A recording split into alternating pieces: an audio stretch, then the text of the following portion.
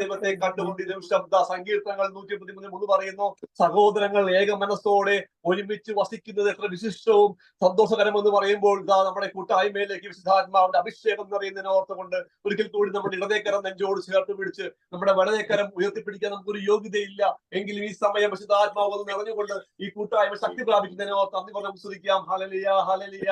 യേശുവേ നന്ദി കർത്താവേ, മഹത്വം കർത്താവേ, മഹത്വം അംഗീകരിക്കാം കർത്താവേ.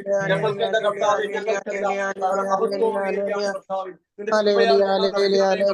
കൃപയാൽ ഞങ്ങളെ ശുദ്ധീകരിക്കണേ കർത്താവേ. അഭിഷേകം കൊണ്ട് ഞങ്ങളെ നിറയ്ക്കണേ കർത്താവേ. ഈ സ്ഥാപനത്തെയും അനുഗ്രഹിക്കണേ കർത്താവേ. ഞങ്ങൾ എവിടേക്ക് ആയിരിക്കുന്നുവോ അവരെയൊക്കെ അനുഗ്രഹിക്കണേ കർത്താവേ. ഞങ്ങളുടെ കുറവുകളെല്ലാം മാറ്റി ഞങ്ങളെ വിശുദ്ധിയോടേക്ക് ഞങ്ങൾ മാറ്റിയതിനെ ഓർത്തുകൊണ്ട് ഞങ്ങൾ അതിനോട് സ്തുതിക്കുന്നു. Hallelujah, hallelujah, hallelujah, hallelujah. അമ്മയോട് ചേർന്നുകൊണ്ട് സകലവിശുദ്ധരോട് ചേർന്നുകൊണ്ട് ഈ ക്ലാസ്സിലേക്ക് നമ്മൾ കിടക്കാൻ പോവുകയാണ്. അമ്മയോട് ചേർന്നുകൊണ്ട് നന്ദി പറഞ്ഞു പ്രാർത്ഥിക്കുന്നു. മറിയമേ സുസ്തി, കർത്താവ് അങ്ങയുടെ കൂടെ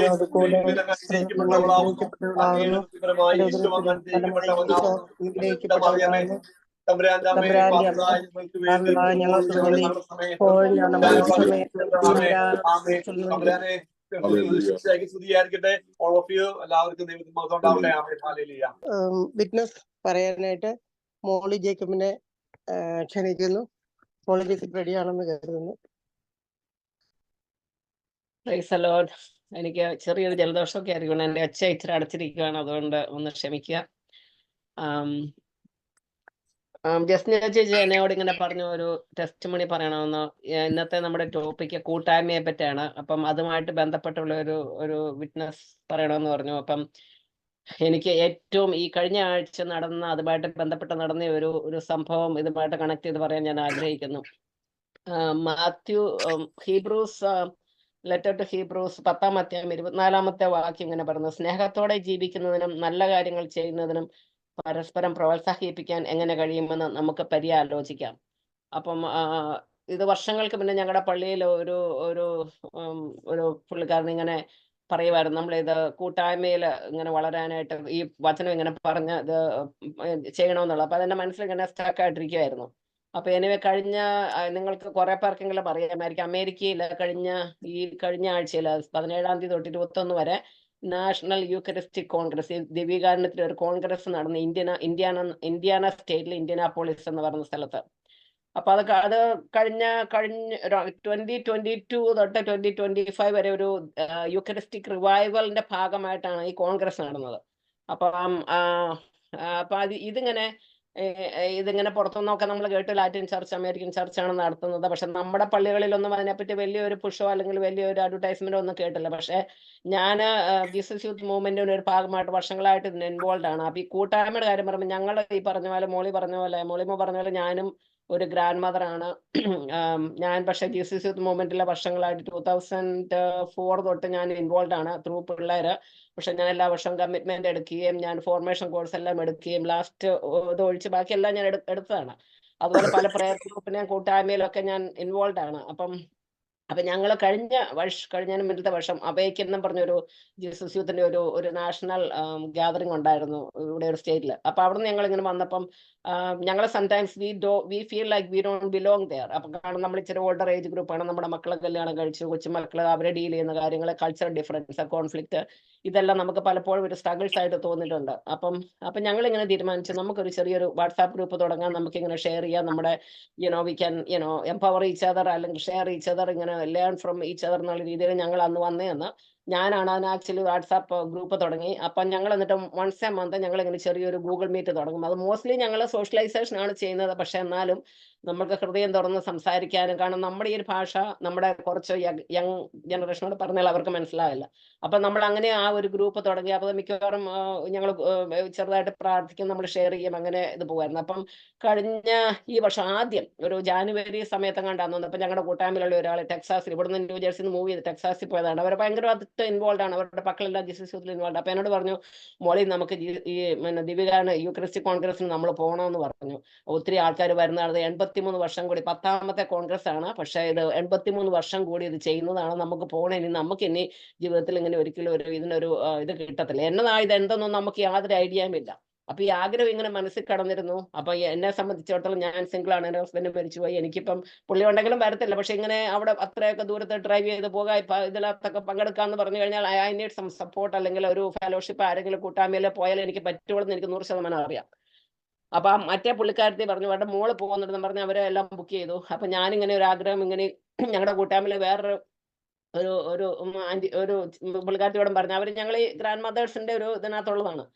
അപ്പൊ അത് കഴിഞ്ഞ് വേറെ ഞങ്ങളുടെ ജീസസ് യൂത്തിലുള്ള വേറൊരു കപ്പിള് ഇവിടെയുള്ള ഞങ്ങൾക്ക് വേറൊരു ചെറിയ പ്രാർത്ഥന കൂട്ടായ്മയുണ്ട്. അപ്പൊ അവരോട് ചെന്ന് പറഞ്ഞു നമുക്ക് ഇതിന് പോകാൻ. അപ്പൊ അവർക്ക് ഇതിനകത്ത് വലിയ താല്പര്യമൊന്നും ഇല്ലായിരുന്നു.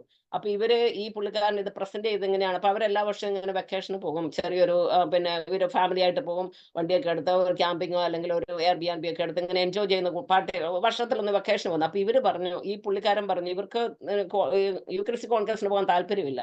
അപ്പൊ പറഞ്ഞ ഒരു കാര്യം ചെയ്യാം, നമുക്കിതൊരു വെക്കേഷൻ ആക്കാം, നമുക്ക് അവിടെ രജിസ്റ്റർ ചെയ്തിട്ട് അവിടെ വല്ലപ്പോഴും ഒക്കെ ഒന്ന് പോകാം, നമുക്ക് ഇങ്ങനെ പോകാമെന്നും പറഞ്ഞ് അവരെ കൺവിൻസ് ചെയ്ത് രജിസ്റ്റർ ചെയ്തു.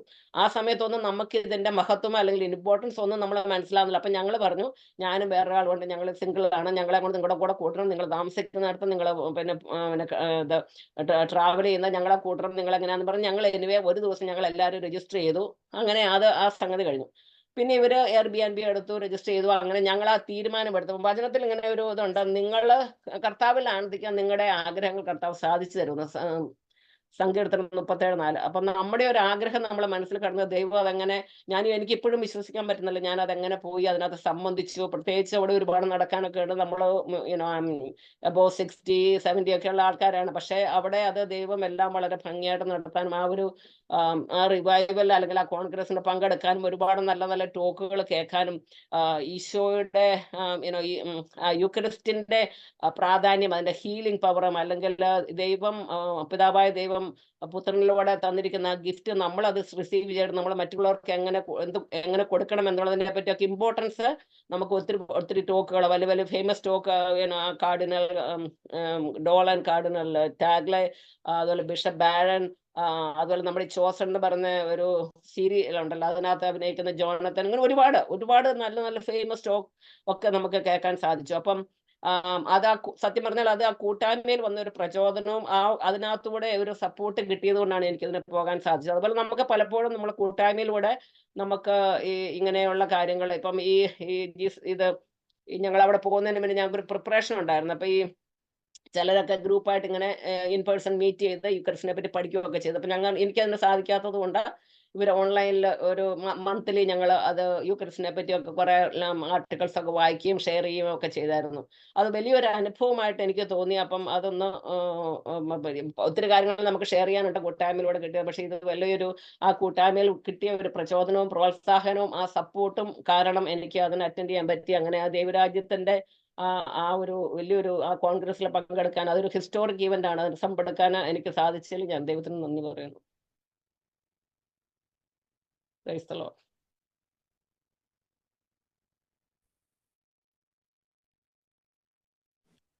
Praise the Lord.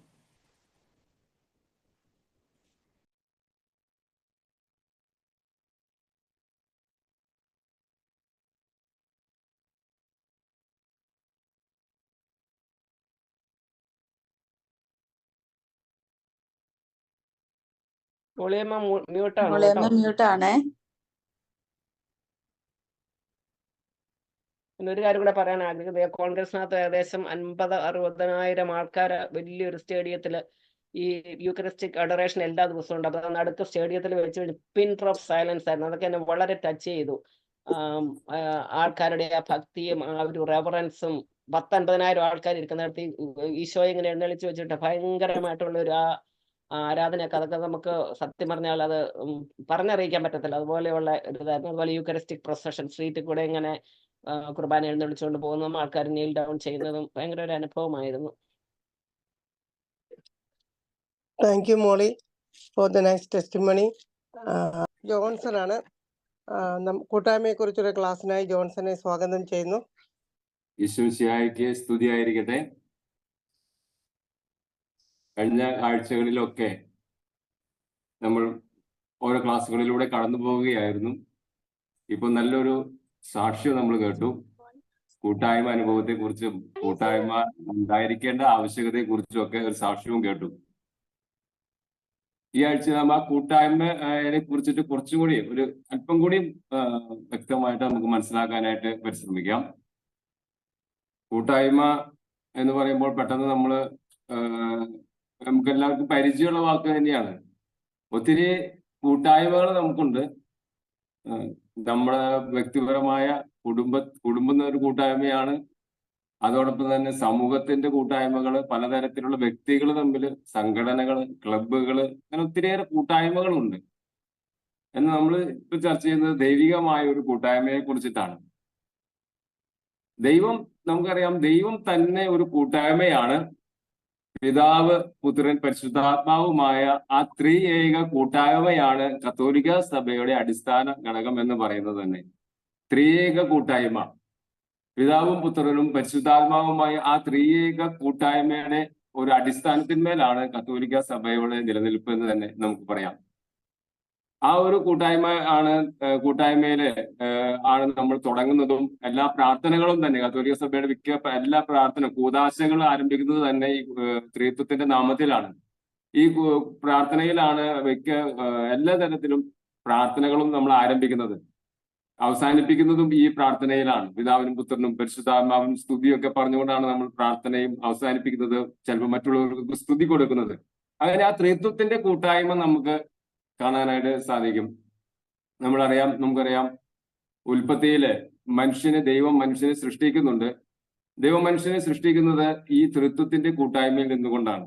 ദൈവം അരുളി ചെയ്യുന്നുണ്ട് ഉൽപ്പത്തി 1:27 അങ്ങനെ നമുക്ക് നമ്മുടെ ഛായയിലും സാദൃശ്യത്തിലും മനുഷ്യരെ സൃഷ്ടിക്കാമെന്ന് ദൈവം പറയുന്നുണ്ട്. ദൈവം സ്വന്തം ഛായയിലും സാദൃശ്യത്തിലും സൃഷ്ടിക്കുന്നത്, നമുക്ക് നമ്മുടെ ഛായയിലും. അതെന്ന് വെച്ചാൽ നമ്മളാകുന്ന കൂട്ടായ്മ, പിതാവും പുത്രനും പരിശുദ്ധാത്മാവുമാകുന്ന കൂട്ടായ്മയില് മനുഷ്യനെ സൃഷ്ടിക്കാം എന്ന് പറയുന്നുണ്ട്. അങ്ങനെ ഉൽപ്പത്തിയില് മനുഷ്യനെ സൃഷ്ടിക്കുന്നു. ത്രിത്വിക കൂട്ടായ്മയിൽ മനുഷ്യനെ സൃഷ്ടിക്കുന്നു. മനുഷ്യനെ സൃഷ്ടിച്ചുകൊണ്ട് ആദത്തെയാണ് ആദ്യം സൃഷ്ടിക്കുന്നത്. ആദം ഏകനായിരിക്കുന്നു നന്നല്ല എന്ന് ദൈവം കണ്ടുകൊണ്ട് ആദത്തിന് കൂട്ടായിട്ട് ഹവ്വായെ സൃഷ്ടിക്കുന്നുണ്ട്. അങ്ങനെ അവിടെ ഒരു കൂട്ടായ്മ രൂപപ്പെടുത്തുകയാണ്. ആ കൂട്ടായ്മ രൂപപ്പെടുത്തിക്കൊണ്ട് ആ കുടുംബം എന്നുള്ള ഒരു കൂട്ടായ്മ അവിടെ രൂപപ്പെടുത്തുന്നു. നമ്മൾ ഇതൊക്കെ കഴിഞ്ഞ ക്ലാസ്സുകളിലൊക്കെ കണ്ടതാണ്. ആ കുടുംബത്തിന്റെ മനോഹാരിതയിൽ അവരവിടെ ജീവിക്കുന്നുണ്ട്. തുടർന്ന് പിന്നീട് ഈ പ്രപഞ്ചത്തിന്റെ കൂട്ടായ്മയിൽ മനുഷ്യരെ വളർത്തുന്നതായിട്ട് കാണാം. ആദത്തെയാണ് എല്ലാ ജീവജാലങ്ങൾക്കും പേരിടുന്നതിനായിട്ട് ദൈവം നിയോഗിക്കുന്നത്. ഏദൻ തോട്ടം കൃഷി ചെയ്യാനും ദൈവമായ കർത്താവ് ആ മനുഷ്യനെ അവിടെ ആക്കിയെന്ന് പറയുന്നുണ്ട്. ഉൽപ്പത്തി 2:15 നമ്മൾ വായിക്കുന്നുണ്ട്. അതോടൊപ്പം തന്നെ സകല ജീവജാലങ്ങളുമായിട്ട് മനുഷ്യന് കൂട്ടായ്മ ഉണ്ടായിരുന്നു എന്ന് തെളിയിക്കുന്ന ഇതാണ് എല്ലാ ജീവജാലങ്ങൾക്കും പേരിട്ടു എന്ന് പറയുന്നത്. അങ്ങനെ പ്രപഞ്ചവുമായിട്ടും സൃഷ്ടപ്രപഞ്ചവുമായിട്ടും ഒക്കെ മനുഷ്യൻ കൂട്ടായ്മയിൽ വളരുന്നു. ഒരു ദൈവവുമായിട്ടും പരസ്പരവുമായിട്ടും ഒരു കൂട്ടായ്മ ബന്ധത്തിൽ അവിടെ വളരുന്നതായിട്ട് നമുക്ക് കാണാനായിട്ട് സാധിക്കും. ഈ കൂട്ടായ്മ ഉൽപ്പത്തി പുസ്തകം മുതൽ, അതായത് ഉൽപ്പത്തി മുതൽ വെളിപാട് വരെയുള്ള പുസ്തകങ്ങളിലൂടെ ഈ കൂട്ടായ്മയുടെ ബന്ധം നിലനിൽക്കുന്നത് നമുക്ക് കാണാനായിട്ട് സാധിക്കും. സഭാപ്രസംഗങ്ങളുടെ പുസ്തകത്തിൽ പറയുന്നുണ്ട്, രണ്ടുപേർ ഒരാളെക്കാൾ മെച്ചമാണ്. കാരണം അവർക്ക് ഒരുമിച്ച് കൂടുതൽ ഫലപ്രദമായി അധ്വാനിക്കാൻ കഴിയും. അവരിൽ ഒരാൾ വീണാൽ അവരെന്നെ താങ്ങാൻ കഴിയും. ഒറ്റയ്ക്കായിരിക്കുന്നവൻ വീണാൽ താങ്ങാൻ ആരുമില്ല, അവന് കാര്യം കഷ്ടമാണ്. രണ്ടുപേർ ഒരുമിച്ച് കിടന്നാൽ അവർക്ക് ചൂട് കിട്ടും, തനിച്ചായാൽ എങ്ങനെ ചൂട് കിട്ടും? ഒറ്റയ്ക്കായിരിക്കുന്നവന് കീഴ്പ്പെടുത്താൻ സാധിച്ചേക്കാം, രണ്ടുപേരാണെങ്കിൽ ചെറുക്കാൻ കഴിയും. മുപ്പിരി ചെറുട് വേഗം പൊട്ടുകയില്ല.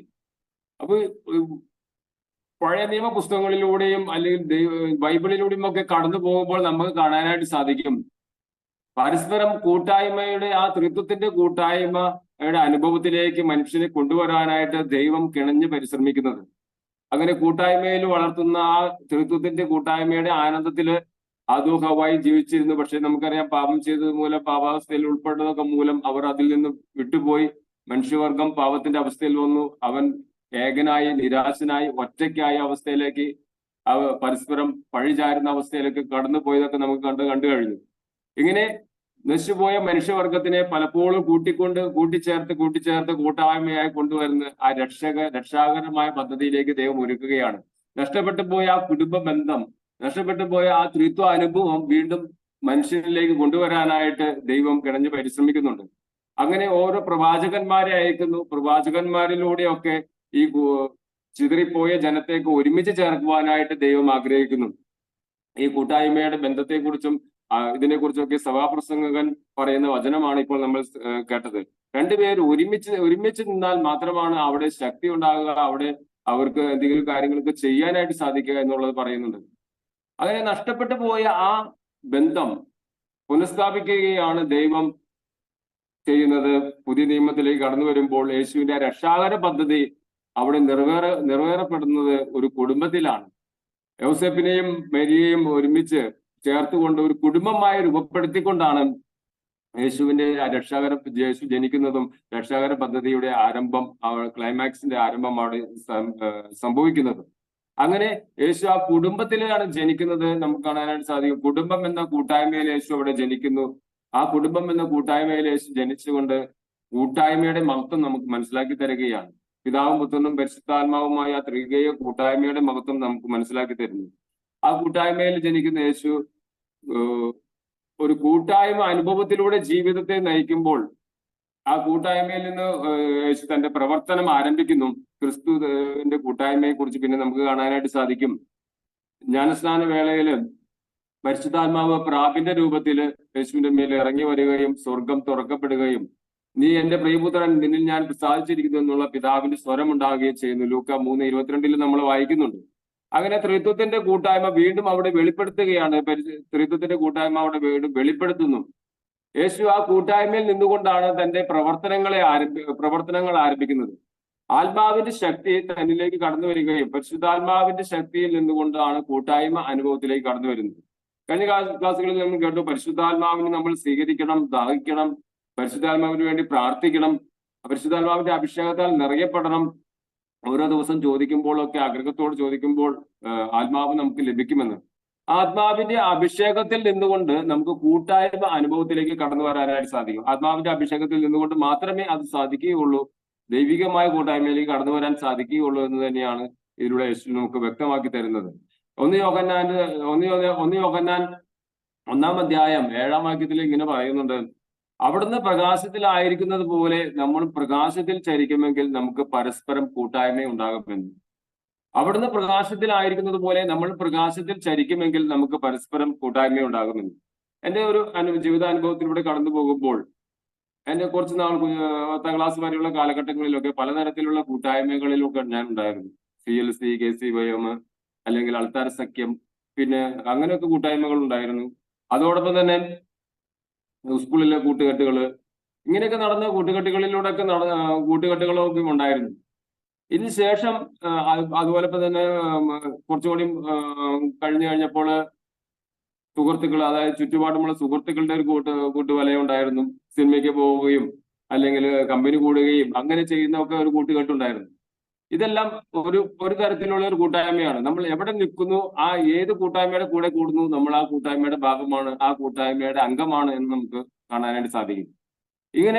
ഇങ്ങനെ കടന്നു പോയിരിക്കുന്ന അവസരത്തിലാണ് ഒരു ധ്യാനം കൂടുവാനായിട്ട് അവസരം കിട്ടിയതും ആ ധ്യാനത്തില് യേശുവിന്റെ രക്ഷാകര അനുഭവം ജീവിതത്തിൽ അനുഭവിക്കാനായിട്ട് സാധിച്ചതുമൊക്കെ. ഈ ജീവിതത്തിലെ രക്ഷാകര അനുഭവത്തിലൂടെ കടന്നു വന്നപ്പോൾ ഞാൻ എൻ്റെ പഴയകാല കൂട്ടായ്മകളേക്കൊക്കെ ഒന്ന് തിരിഞ്ഞു നോക്കി. ആ തിരിഞ്ഞു നോക്കി കഴിഞ്ഞപ്പോൾ എനിക്ക് കാണാനായിട്ട് സാധിച്ചത് ഇതാണ്: ഇഷ്ടംപോലെ കൂട്ടുകാരെനിക്കുണ്ട്, പക്ഷെ ഒരിക്കലും അവർ എൻ്റെ കൂട്ടുകാരായിരുന്നില്ല. എപ്പോഴും ആൾക്കൂട്ടത്തിൽ തനിയെ നിൽക്കുന്ന ഒരവസ്ഥ, പലപ്പോഴും പല കാര്യങ്ങളിലും ഒറ്റപ്പെട്ട ഒരവസ്ഥ. എന്റെ സങ്കടങ്ങളിലും എന്റെ ദുഃഖങ്ങളിലും എന്റേതായിട്ടുള്ള പ്രശ്നങ്ങളിലും ഒക്കെ ഞാൻ ഒറ്റപ്പെട്ടു പോകുന്ന ഒരു അവസ്ഥയിൽ ആയിരുന്നു പലപ്പോഴും. അങ്ങനെ ഒരു തരത്തിലുള്ള മ്ലാനമർദ്ദനായിട്ട്, നിരാശനായിട്ട്, സകലിൽ നിന്നും ഉൾവലിയുന്ന ഒരു അവസ്ഥയിലായിരുന്നു എന്റെ ജീവിതം മുന്നോട്ട് കൊണ്ടുപോയിരുന്നത്. ഞാൻ കണ്ടെത്തിയ ഒരു കാര്യം, പലതരത്തിലുള്ള കൂട്ടായ്മകളുണ്ട്. ഇപ്പോൾ ഞാൻ വിളിച്ചാൽ കുറച്ച് പേര് വരും, അല്ലെങ്കിൽ ജോലി കഴിഞ്ഞിട്ട് വരുമ്പോഴൊക്കെ സിനിമയ്ക്ക് പോകാൻ അല്ലെങ്കിൽ കമ്പനി കൂടാൻ കൂട്ടായ്മ കുറച്ച് പേര് വരും. അങ്ങനെയൊക്കെ ഒരു കൂട്ടായ്മയുടെ അനുഭവത്തിൽ പോയിരുന്നെങ്കിലും ഒരു ആനന്ദം അല്ലെങ്കിൽ ഒരു സന്തോഷം എനിക്ക് ലഭിച്ചിരുന്നില്ല എന്ന് ഞാൻ കണ്ടെത്തി. ഈ ദൈവിക അനുഭവം, ധ്യാനത്തിലൂടെ ദൈവിക അനുഭവം, ക്രിസ്തു രക്ഷിച്ച് കഴിഞ്ഞതാണെന്നുള്ള ആ ദൈവിക അനുഭവം എന്നിലേക്ക് കടന്നു വന്നപ്പോൾ, ആത്മാവിന്റെ കൃപാവരം എന്നിൽ ജ്വലിച്ചപ്പോൾ, ആത്മാവിന് വേണ്ടി പ്രാർത്ഥിക്കാനായിട്ടും കൃപാവരം എന്നിൽ ജ്വലിച്ചപ്പോൾ ഞാൻ ഒരു തീരുമാനം എടുത്തു. അന്ന് വരെ ഉണ്ടായിരുന്ന സകല കൂട്ടായ്മകളും മാറ്റിവെച്ചു. ദൈവം അതിൽ നിന്നും എന്നെ ഒഴിവാക്കി എന്ന് തന്നെ എനിക്ക് പറയാം. പലപ്പോഴും അതിനുശേഷം ഞാൻ ധ്യാനം കൂടി കഴിഞ്ഞ് വന്ന് വീട്ടിൽ വരുമ്പോഴൊക്കെ ഇവരെന്നെ വന്ന് വിളിക്കും. അവിടെ പോവാം, ഇവിടെ പോവാം, സിനിമയ്ക്ക് പോവാം, കാര്യങ്ങൾക്ക് പോവാന്ന് വിളിക്കും. അപ്പൊ ഞാൻ ചിലപ്പോഴൊക്കെ തുടക്കത്തിലൊക്കെ ചെറിയ നുണയൊക്കെ പറയുമായിരുന്നു. എനിക്ക് വയറുവേദന എടുക്കാണ്, അവിടെ കിടക്കാണ്, ഉറങ്ങാണ് എന്ന് പറയും. അല്ലെങ്കിൽ ഇവര് വിളിക്കാൻ വരുന്നുണ്ട് എന്ന് കാണുമ്പോൾ ഞാൻ അവിടെ നിന്ന് വീട്ടിൽ നിന്ന് മുങ്ങും, വേറെ എവിടെയെങ്കിലും പോയിരിക്കും, പള്ളിയിലും പോയിരിക്കും. പള്ളിയിൽ ഇവരെന്തായാലും അന്വേഷിക്കില്ലല്ലോ, പള്ളിയിൽ പോയിരിക്കും, അടുത്ത പള്ളിയിൽ എവിടെയെങ്കിലും പോയി തനിച്ചിരിക്കും.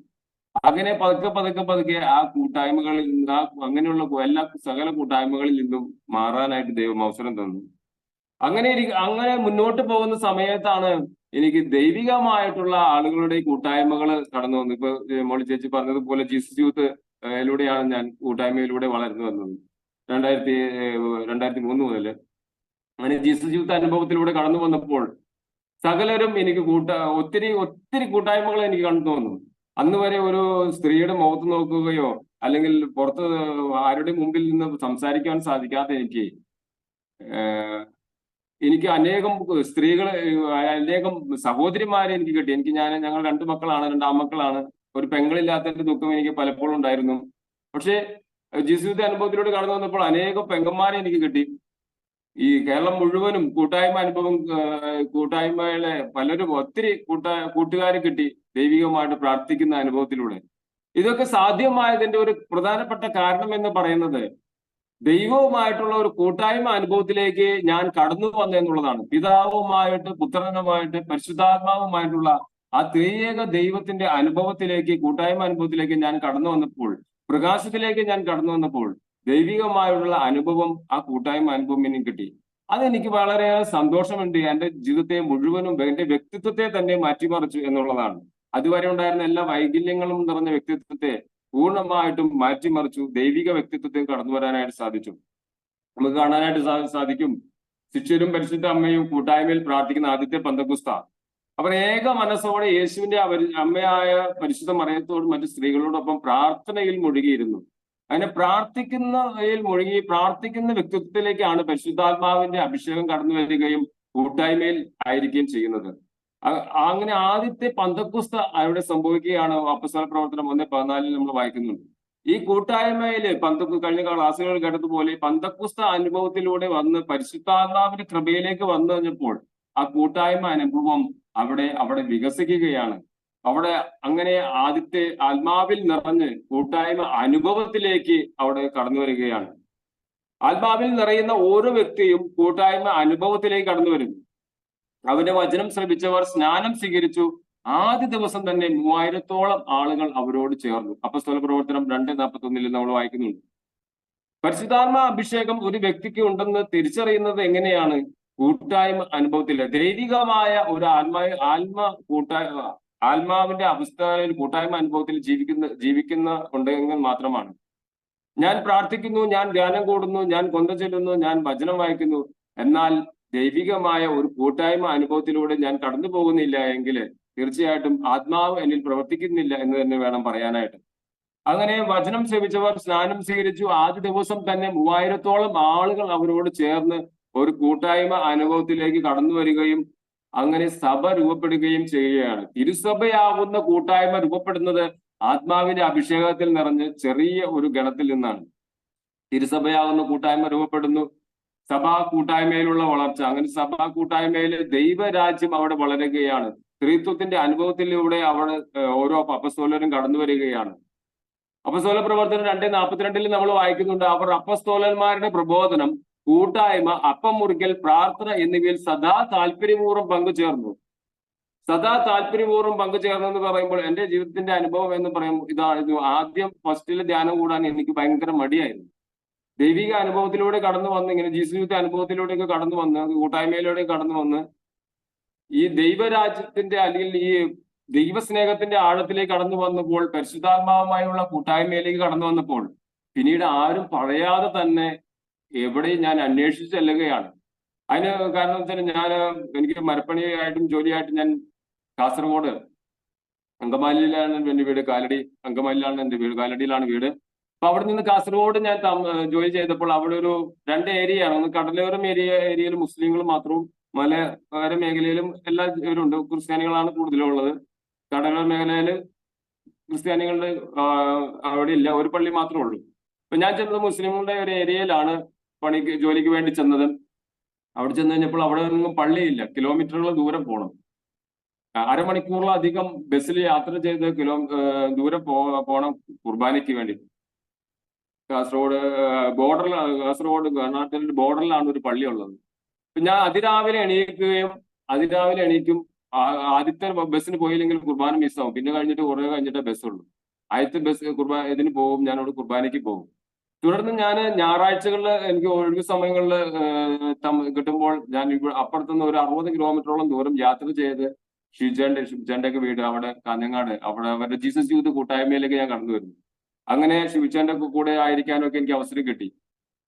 അങ്ങനെ ഞായറാഴ്ചകളിലൊക്കെ അവിടെ ജീസസ് യൂത്ത് കൂട്ടായ്മകളിൽ കടന്നു വരികയും കൂട്ടായ്മയിലേക്ക് ഓരോ പ്രാർത്ഥന കൂട്ടായ്മയിലേക്ക് ആവേശപൂർവ്വം സദാ താല്പര്യപൂർവ്വം പങ്കെടുക്കാനൊക്കെ ആയിട്ട് പരിശുദ്ധാത്മാവ് എന്നെ അനുവദിച്ചു എന്നുള്ളതാണ്. ആരുടെയും നിർബന്ധം മൂലമാണ്. നമ്മൾ ആരെയും നിർബന്ധിക്കേണ്ട ആവശ്യമില്ല. അവര് ദൈവരാജ്യ അനുഭവത്തിലേക്ക് കടന്നു വരുമ്പോൾ, ആത്മാവിന്റെ അഭിഷേകത്തിൽ നിറഞ്ഞ കൂട്ടായ്മയിലേക്ക് കടന്നു വരുമ്പോൾ സദാ താല്പര്യപൂർവ്വം പങ്കുചേരും. അങ്ങനെ വരുമ്പോൾ അപ്പസ്തോല പ്രവർത്തനം 2:44 നമ്മൾ വായിക്കുന്നുണ്ട്, വിശ്വസിച്ചവർ എല്ലാവരും ഒറ്റ സമൂഹമാവുകയും തീരുകയും തങ്ങൾക്കുണ്ടായിരുന്നതെല്ലാം പൊതുവായി കരുതുകയും ചെയ്തു. തങ്ങൾക്കുണ്ടായിരുന്ന എല്ലാം പൊതുവായി കരുതി. സമയം, സമ്പത്ത്, സ്ഥാനമാനങ്ങള്, ആരോഗ്യം, ഇതെല്ലാം പൊതുവായി കരുതി. ഞാൻ അങ്ങനെ ഇരിക്കുന്ന സമയത്താണ് ഞാൻ ഒരു പുറത്തുനിന്ന് വരുന്ന വ്യക്തിയാണ് എന്നുള്ള ഒരു അകൽച്ചയൊന്നും ഇല്ലാതെ ജീസസ് യൂത്തിന്റെ ഒരു പ്രോഗ്രാം കാസർഗോഡ് വെച്ച് നടക്കുകയാണ്. ഞാൻ അതിന്റെ ഒരു ഭാഗമാകുകയാണ്. അവിടെ ഒരു ലീഡറായിട്ട് മാറുകയാണ്. അവിടെ തന്നെ അവരുടെ ലീഡർ സ്ഥാനത്തിന് ഒരു ടീമിലാക്കി അവിടെ വീടുകൾ കയറി കുട്ടികളെ ക്യാൻവാസ് ചെയ്യാനും ഒക്കെ എന്നെ അവർ ഓരോ ഞായറാഴ്ചകളും ഞാൻ പോകുമായിരുന്നു. അതോടൊപ്പം തന്നെ അവിടെ പ്രോഗ്രാം നടന്ന സമയത്ത് അവരോട് സഹകരിക്കാനും കിച്ചണിൽ വർക്ക് ചെയ്യാനും അതിനൊക്കത്തിനും ഒരു കൂട്ടായ്മ അനുഭവത്തിലേക്ക് കടന്നു വരാനൊക്കെ ഇടയാക്കി. എന്റെ സമയവും എന്റെ ആരോഗ്യവും അതുപോലൊക്കെ അവർക്ക് ഉപയോഗിക്കാനും അവരുടേതായിട്ടുള്ള കഴിവുകൾ എനിക്ക് തരാനും അവരുടെ ആ സ്നേഹാനുഭവത്തിലേക്ക് എന്നെ ഒഴിച്ചേർക്കാനും ഒക്കെ അവർ തീരുമാനിച്ചു എന്നുള്ളതാണ്. പലപ്പോഴും ചിലപ്പോൾ ഞാൻ സംസാരിക്കുന്നതൊന്നും അവർക്ക് അത്ര വ്യക്തമാവില്ല. കാരണം അവർ പറയും അങ്കമാലിക്കാർക്ക് ഭയങ്കര സ്പീഡാന്ന് പറയും, ഭാഷ ചെറിയ വ്യത്യാസമുണ്ട് എന്നൊക്കെ പറയും. പക്ഷെ എന്നാലും അവർ ആ ഒരു സ്നേഹ അനുഭവത്തിൽ ഒരുമിച്ച് ചേർക്കാനൊക്കെ ഇന്നും ആ കൂട്ടായ്മയുടെ അനുഭവം അത് ഓർക്കുമ്പോൾ ഒരു ഊഷ്മളത എന്റെ ഹൃദയത്തിലുണ്ട്. അങ്ങനെ സദാ ഒരു സ്റ്റോർ എല്ലാവരും ഒറ്റ സമൂഹമായി പൊതുവായി കരുതി, തങ്ങൾക്കുള്ളതെല്ലാം പൊതുവായി കരുതി.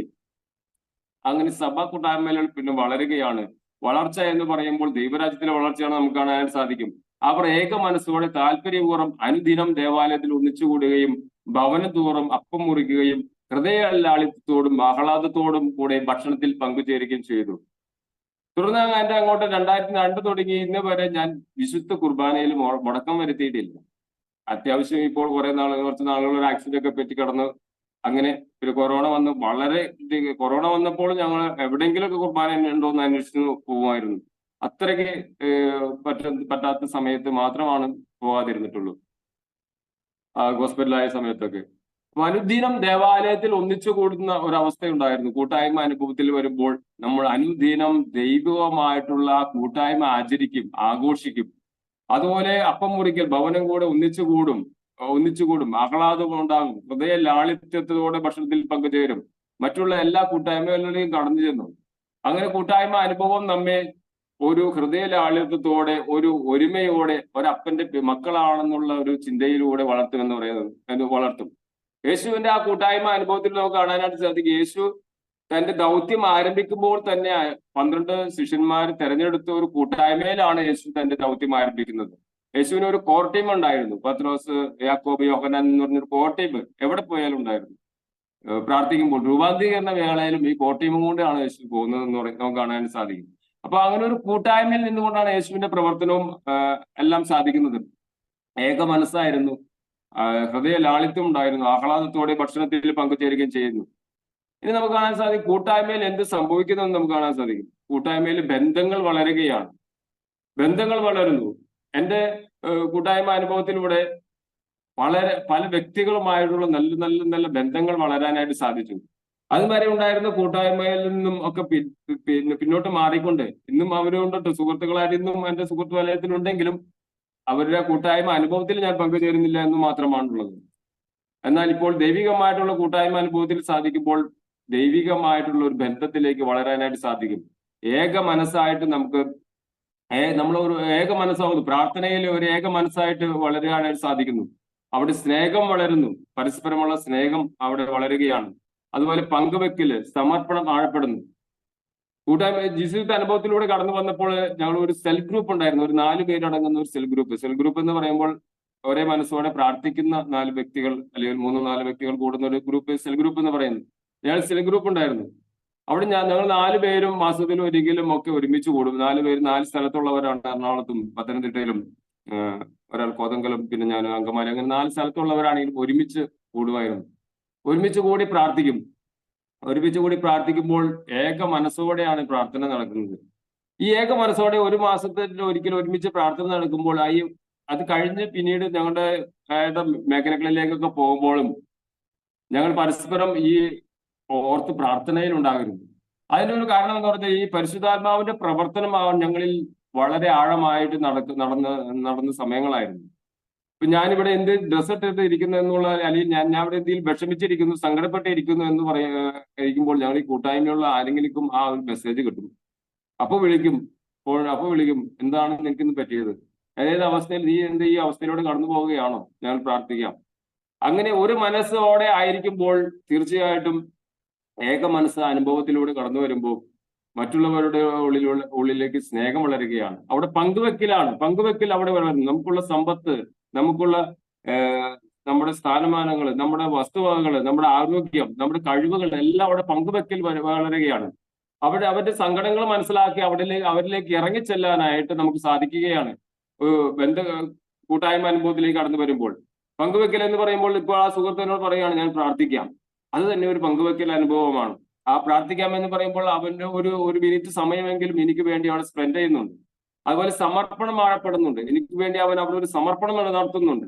ഇങ്ങനെ പരസ്പരമുള്ള കൂട്ടായ്മ അനുഭവം നമ്മെ വളരെയായിട്ടുള്ള കൂട്ടായ്മയിൽ വളരുമ്പോൾ ഈ ഒരു 4 തരത്തിലുള്ള മുറിവുകൾ കൂടിച്ചേരുകയാണ്, മുറിവുകൾ സൗഖ്യപ്പെടുകയാണ്. ഉൽപ്പത്തിയിൽ സംഭവിച്ച ആ അകൽച്ച, ദൈവവുമായിട്ട് തന്നോട് തന്നെയുള്ള അകൽച്ച, ദൈവവുമായിട്ടുള്ള അകൽച്ച, പ്രപഞ്ചവുമായിട്ടുള്ള അകൽച്ച, വ്യക്തിബന്ധങ്ങൾ തമ്മിലുള്ള അകൽച്ച അവിടെ കൂട്ടിച്ചേർക്കപ്പെടുകയാണ് ദൈവം ആ കൂട്ടായ്മ ബന്ധത്തിൽ വളരുമ്പോൾ. അതുപോലെ പരസ്പരമുള്ള വളർച്ച നടക്കുകയാണ്. ഞങ്ങൾ കൂട്ടായ്മ അനുഭവം കൂടുമ്പോൾ ഓരോ കാര്യങ്ങൾ ചെയ്യുമ്പോൾ ചോദിക്കും, ഇന്ന് നീ പ്രാർത്ഥിച്ചോ, ഇന്ന് നീ കൊന്ത ചൊല്ലിയോ, ഇന്നത്തെ കാര്യം എന്താണ്, എന്തെങ്കിലും പ്രശ്നങ്ങളുണ്ടോ, എന്തെങ്കിലും ആവശ്യങ്ങളുണ്ടോ. പരസ്പരം മറ്റുള്ളവരെ വളർത്തുന്ന ഒരു കൂട്ടായ്മയാണ് ദൈവികമായിട്ടുള്ള കൂട്ടായ്മ. നമുക്ക് മനസ്സിലാക്കാൻ സാധിക്കും മറ്റ് പലതരം കൂട്ടായ്മകളും എടുത്തു നോക്കിയാൽ പലപ്പോഴും വളർത്തുന്നില്ല, തളർത്തുകയാണ്. എന്തെങ്കിലും പുതുകാല് വെട്ടുക അല്ലെങ്കിൽ അങ്ങനെയൊക്കെയുള്ള കൂട്ടായ്മകൾ നമുക്ക് ഒത്തിരി കാര്യങ്ങൾ കാണാനായിട്ട് സാധിക്കും. എന്നാൽ ദൈവികമായിട്ടുള്ള കൂട്ടായ്മയിലൂടെ കടന്നു പോകുമ്പോൾ ആ ദൈവത്വത്തിന്റെ അനുഭവത്തിലൂടെ, ദൈവരാജ്യ അനുഭവത്തിന്റെ കൂട്ടായ്മയിൽ കടന്നു വരുമ്പോൾ പരസ്പരം വളർച്ച നടക്കുന്നു. അവിടെ തിരുത്തലുകൾ സാധ്യമാകുന്നു എന്നുള്ളതാണ്. ഞാൻ ഇത് എന്റെ അനുഭവത്തിലൂടെ കടന്നു പോകുമ്പോൾ തന്നെ പലപ്പോഴും പ്രാർത്ഥിച്ചു ഒരുങ്ങി. എനിക്കൊരു എൽഡർ ഉണ്ടായിരുന്നു. എൽഡർ എന്ന് പറയുമ്പോൾ ആത്മീയമായിട്ട് നയിക്കുവാനായിട്ട് ഒരു എൽഡർ ഉണ്ടായിരുന്നു. ഞാൻ മിക്കപ്പോഴും ചിലപ്പോൾ പ്രാർത്ഥിച്ച് ഒരുങ്ങി ഒക്കെ ആയിരിക്കും എൽഡറിന്റെ അടുത്ത് പോകണം. ഒരാഴ്ച നന്നായിട്ട് പ്രാർത്ഥിച്ചു ഒരുങ്ങി ഒക്കെ എൽഡറെ കാണാനായിട്ട് പോകുമ്പോൾ സംസാരിച്ച് കുറച്ച് കഴിഞ്ഞപ്പോൾ എൽഡർ കാണുമ്പോൾ തന്നെ കുറച്ച് കഴിയുമ്പോൾ പറയും, ഇന്ന് നീ ഈ ആഴ്ചകളൊന്നും നീ പ്രാർത്ഥിച്ചില്ലല്ലോ, നിന്നെ കാണുമ്പോൾ ഒരു ചൈതന്യം ഇല്ലല്ലോ നിന്റെ മുഖത്ത് ഒരു ചൈതന്യം ഇല്ല, നീ പ്രാർത്ഥിക്കുന്നില്ല എന്നൊക്കെ പറയും.